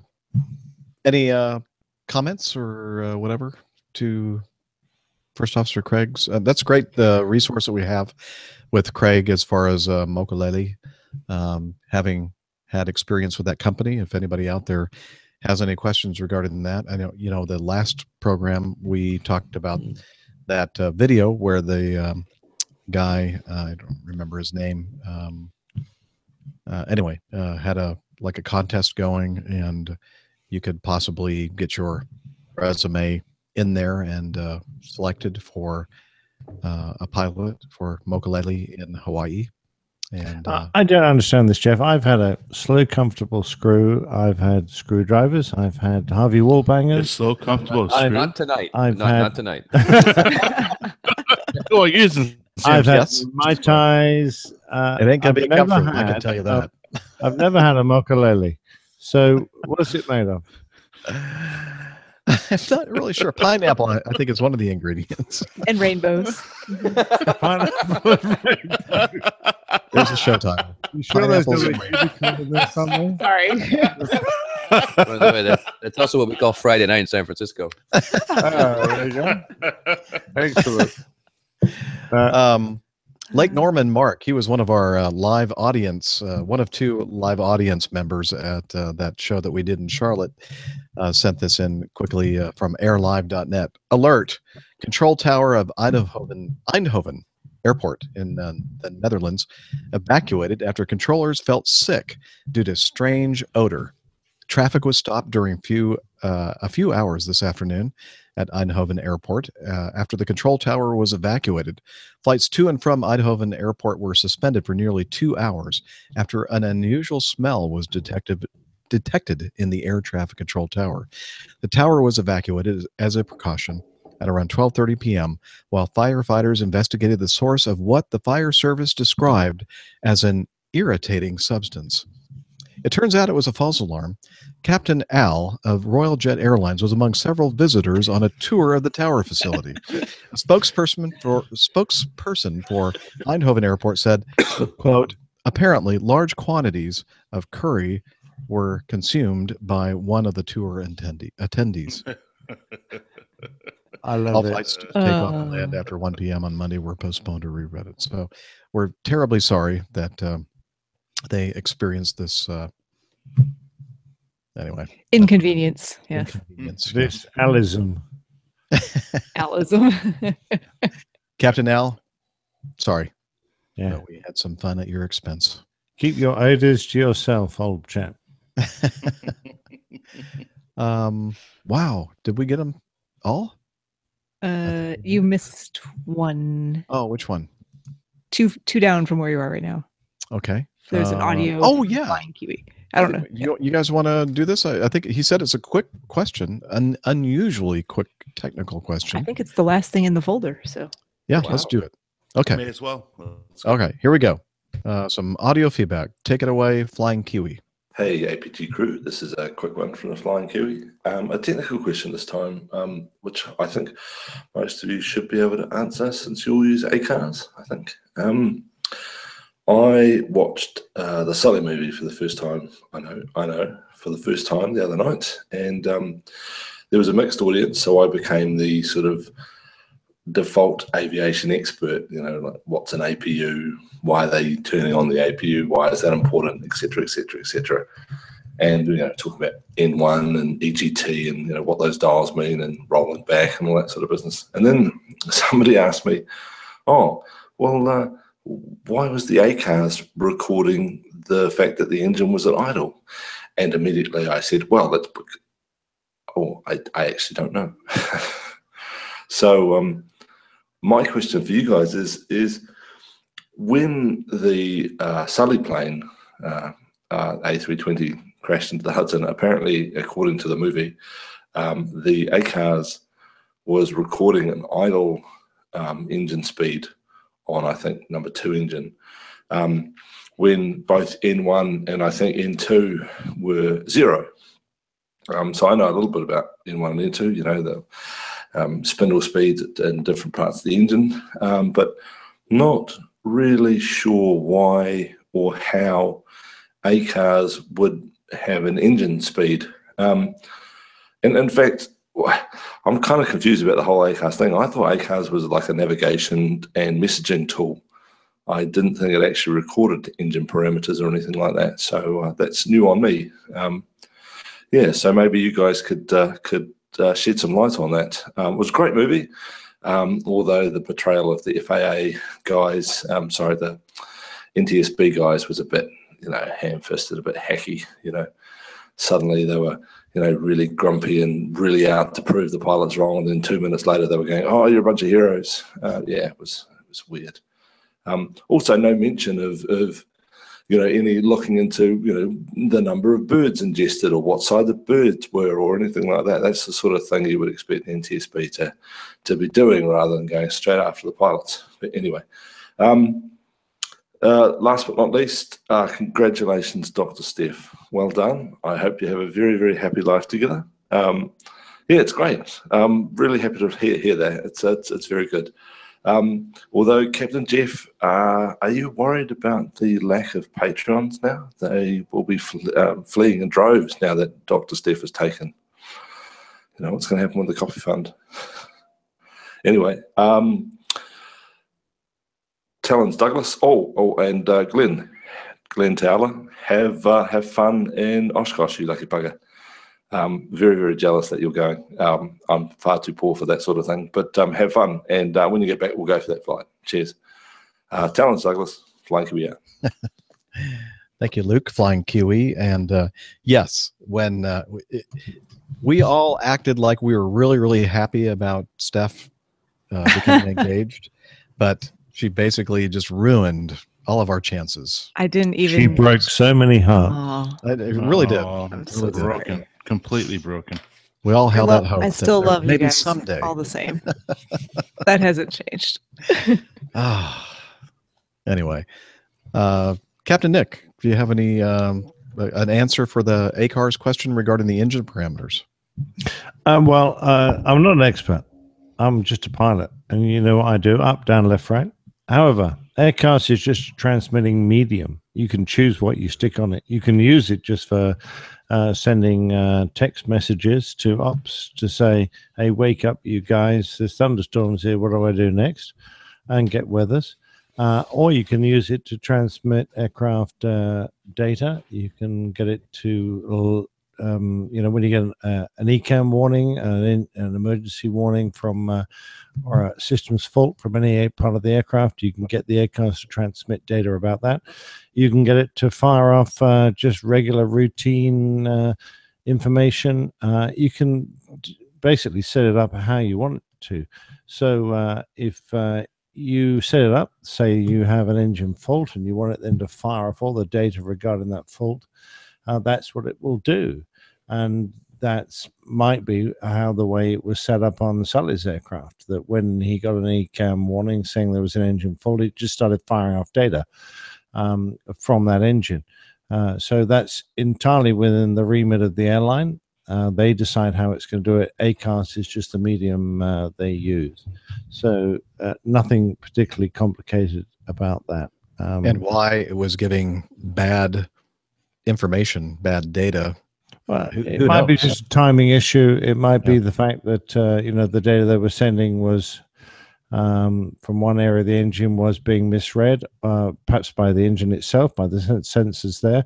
Because after all, once the engine receives damage, it's quite likely the sensors within it will receive damage. We're all aware that sometimes you can get a fire warning that is because you have put an extinguisher into the cargo bay, and the smoke warning won't go out because now you've flooded the bay with a fire suppressant, which is itself going to look to the fire warning detectors or the smoke warning detectors like smoke. So we're aware of the limitations of the sensors within our aircraft, but ACARS isn't. It just sends off data, and it's up to people to interpret it correctly. Very well put. Thank you, sir. I think that's a very logical answer. And I'm very impressed with somebody who has been up for, 24 hours and has had a couple of beers. You sounded very intelligent. Fred stuck a coat hanger my skirt. And that's about the only thing that's keeping me upright right now. Thank God he said shirt. Ouch. Well, to be fair, It was all very eloquent until that point. Thank you.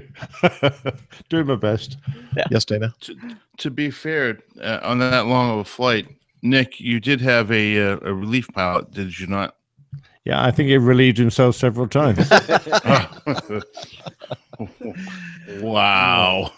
Hey, so this is awesome. Thank you, Captain Nick, for making yourself available again for the show, and Fred for picking him up and giving him that great studio space. And I look forward to hearing about your adventures tomorrow. And thanks for, as always, this is not the first time that Fred has been with us, and he is a big part of our aviation community, or APG community. So thank you, Fred. Fred, can I say one thing? I'm very jealous. It's got to be beautiful flying out there. Well, Dana, next time you're out, man, we'll take you up. We have a lot of fun here. I've been to San Francisco in my entire 15 years of flying once. Well, make it twice. Yes. You don't have to go there just for work, right? Like you could go for. Yeah. You guys can non-rev out here. It's 4.5 hours from Atlanta. It's really not that bad. Do that? I've been there for that. But yeah. Someone's gonna give me a non-rev. No, just kidding. Yeah, you can. I'm looking forward to it, and Fred has made an effort to sort of put the word out there. I think we're going to meet some guys. We're going to get a look around a C-17. We're going to do some fun things tomorrow. So I'm going to get some. We're going to go out for a little time here, and then I'm going to get some sleep. Yeah. And I'm looking forward to tomorrow. I'll lots of pictures, and I'll do a few Patreons. By the way, Jeff, there is a Patreon in the system waiting. I'll take a look at it and take care of it. Thank you very much for that. Always appreciate that. So you're going to Nut Tree tomorrow, huh? Is that right? Is that what I hear? Just exactly. We're going to Travis, so it's just right outside of Travis Air Force Base. I've been there a couple of times. Place for some APGs. Yep, absolutely. A couple people coming hang your nuts off a tree. We have a couple people coming out to meet us for lunch, and then there'll be a meetup somewhere tomorrow night in San Francisco. We just don't know where yet because we don't know when we'll be back, but we'll tweet it out and we'll grab wherever we can for dinner. Excellent. Yeah. Well, if you want to learn more about today's show or any of our shows, the crew and the community, and different ways to watch, listen, etc. to our show, head over to airlinepilotguide.com. And we have apps on the iOS and Android platforms, and you can find out that information as well at the airlinepilotguide.com website. Social media, we're there, of course. We are there. You can find us on Twitter at APG Crew. All kinds of interesting conversations going on there. Send us stuff. We all see it. You can find our individual Twitter handles pinned to the top of the page there. And you can head over to Facebook, facebook.com/airlinepilotguy. Again, more information about meetups and aviation stories and things of general interest to the community. Roger. Bring in Hillel, please. Hillel. APG listeners, please join us on our Slack team. On Slack, we share news and ideas. We suggest episode and plain tales topics. We plan meetups and events. To get into the Slack team, please send me a tweet with your preferred email address to @HI11E1, and I'll send you an invitation. That's Hillel @HI11E1, and see you in Slack. Thank you, Hillel. And let's see. Anything else before we sign off for this episode? Oh, just for me, a big thanks to Fred for picking me up, dragging me over here, and giving me his web. What am I trying to say? There's a small charge for the bandwidth, but we'll. That's right. Jeff will cover that. Quality bandwidth. Jeff will cover that. Yeah. Coffee fund. And the coffee fund. And the coffee fund, I'm sure, will cover the fuel fees tomorrow. Probably not. We'll figure it out. Damn. I was hoping. Thanks very much, Fred. No problem. All right. Yeah, it was great hanging out with everybody tonight. And until next time, wishing all of you clear skies, unlimited visibility, and tailwinds. Take care and God bless. Cheers, y'all. Good night. Bye, guys. Yay! Nice Oh, one, no Jeff. music. No, we put the Oh music yeah, you in can't now. hear the music in the. Music goes on. Oh, later. you want music, huh? No, I'm okay. I'm okay. I'm just scared of what's going to come out. You gotta get music whether you want it or not now, Fred. Oh, the music. Now, did you guys get a chance to hear this one? I played it a few times before we started the show, and I really love it. So I'm going to do it again. Ooh.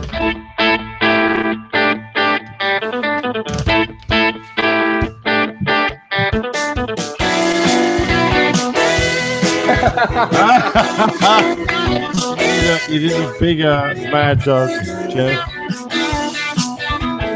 I used to be such a good pilot till I started APG.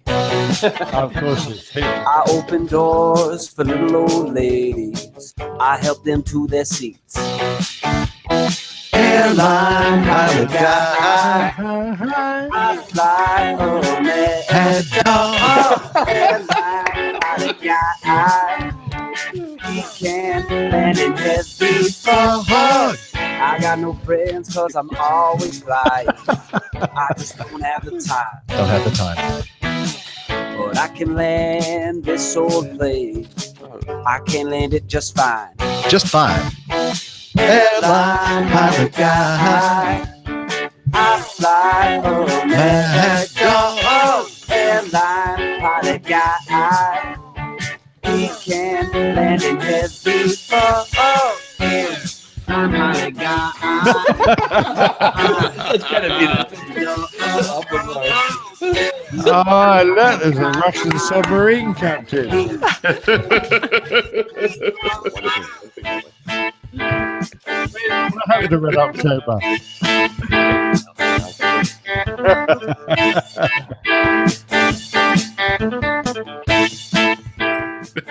That is the best ever. That really is. That was my Hicks creation. Got together with that, collaborated with that guy, and we played that at the Wings over Pittsburgh. We certainly did. It was brilliant.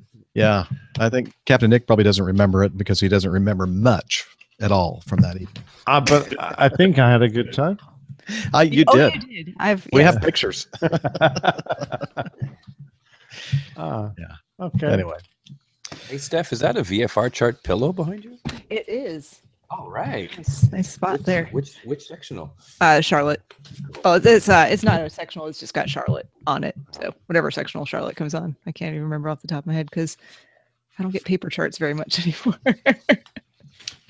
Fred's been flashing his electronic maps around in front of me today. And my eyes have been glazing over because I'm going, that's a bit high tech for me, Fred. All right.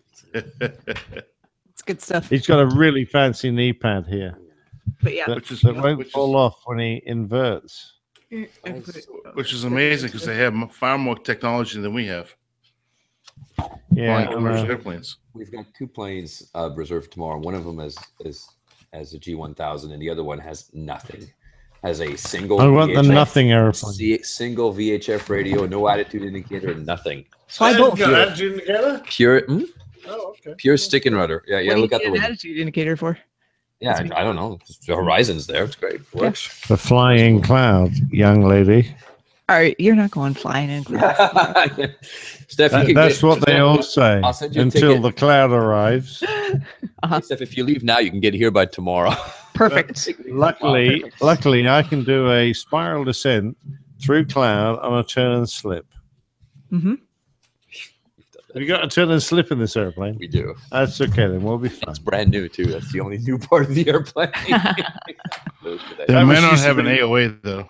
Hey guys, that used to be our limited panel approach. Was a turn and slip in the old days, and we would they'd turn off the attitude indicator, and we would have to do a homing to the overhead and a spiral descent into break VFR over the airfield on a turn and slip. Well, those are the those were the days. Yes. End of an era. Only a few of us, Nick, know how to do that. Look what I just found. End of an era. Is that a 3-holer? But what do you do with the G1000? I wish I knew. I just turn it on. Whatever you hope for the best. Yeah. It No, talks. It's great.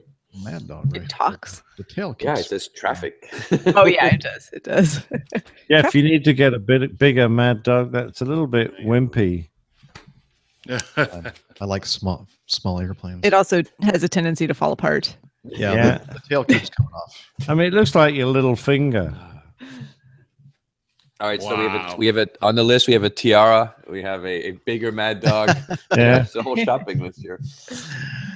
So yeah, I'm thinking microphone stand envy. I might pick one of those up too for absolutely no reason except I've just kind of just got to have one. Yeah, you need the boom mic thingy. Yeah, it really is nice. It comes in handy. I don't travel with it though. It's kind of bulky and heavy. Yeah. Yeah, just you wouldn't even flapping notice. your Add another, microphones around. 10. I upgraded. I get a nice boom mic too. See? Ooh. Oh yeah, nice. Dana's even got the portable, the Dana Wow. cam, the shaky cam. So I know that many of you are up very late, and I know that Steph What wants do you mean, many? Just me. You're fool. Me. Okay, just Captain Nick. And we're It's always concerned about Captain you. Nick, it seems like. We got to get food before the restaurants close here. This Yeah. is one of the West Coast issues. It's not New York. All right, we'll get out of here. Thanks, guys, for All right. joining us. It was a blast. And If you don't hear from us by, A let's blast. say, 3 p.m. local tomorrow, just Yeah. look at the news. Yeah, just set your flight aware to 7700. You know. Yeah, we'll any get the aircraft. emergency That's it. alerts. Yeah. And just keep an eye out for us. You're gonna head over what's it called, Lake Berryessa? We might actually. What I think we're going to do is we're going to shoot out of Palo Alto. We're going to, if we can, we're going to go west to the shore over the ocean. We're going to do a quick photo shoot with another airplane that should be waiting there for us. Although my ability to coordinate that is not very good, so there may not be another airplane there. Then we'll fly over the Golden Gate north to over Travis. See how low they let us get. Usually, they let us get pretty low, and then land in Nut Tree, and then hopefully there'll be somebody there meeting us. Can we We'll see. fly with the window out or the door off? We can, but it gets a little loud and a little. You get a little fumes from the. But we can open the window. On the window. There'll be Okay, fumes so anyway. as long as I don't have to shoot through crappy plastic. Oh, for the yeah, we can figure something out. Super. Excellent. I'm looking forward to seeing the evidence of this. Yeah, me too. Yeah, no, secret. You have to pay for it, Jeff. I'm a professional. Okay. Can't even talk anymore. All right, sweet All right, guys. We will see you guys on the next one. Go get something to eat. Yes. Good to meet you. Get some Bye, food. guys. Yeah, Good night, brilliant. everyone. Thanks, Good everybody. night. All right, Steph. Yeah. go to bed. I am. Okay. All right, Hey, let's say good night to everybody that Yes. has hung out with us in the Good night, everybody. chat room. Good Thanks for night. flying with us on flight 280, and we look forward to seeing you again. 280. Yeah. 280. Wow, only 20. You're only 20 away from 300. Mhm. That's advanced pilot math. Yeah, let's don't do another 200. No? Well, Yeah, let's not. Let's do something even better. Even better? Oh boy. All right. Only if Miami Rick is part of it. Okay. Okay. all right, I'll leave. No, didn't say only Miami Rick. You kind of did. You said only. If. Or, no, if only. Sorry. Okay. I didn't mean only. Okay, whatever. All right, everybody. I'm gonna hit the stop broadcast button. Thanks for being with us tonight. Good night.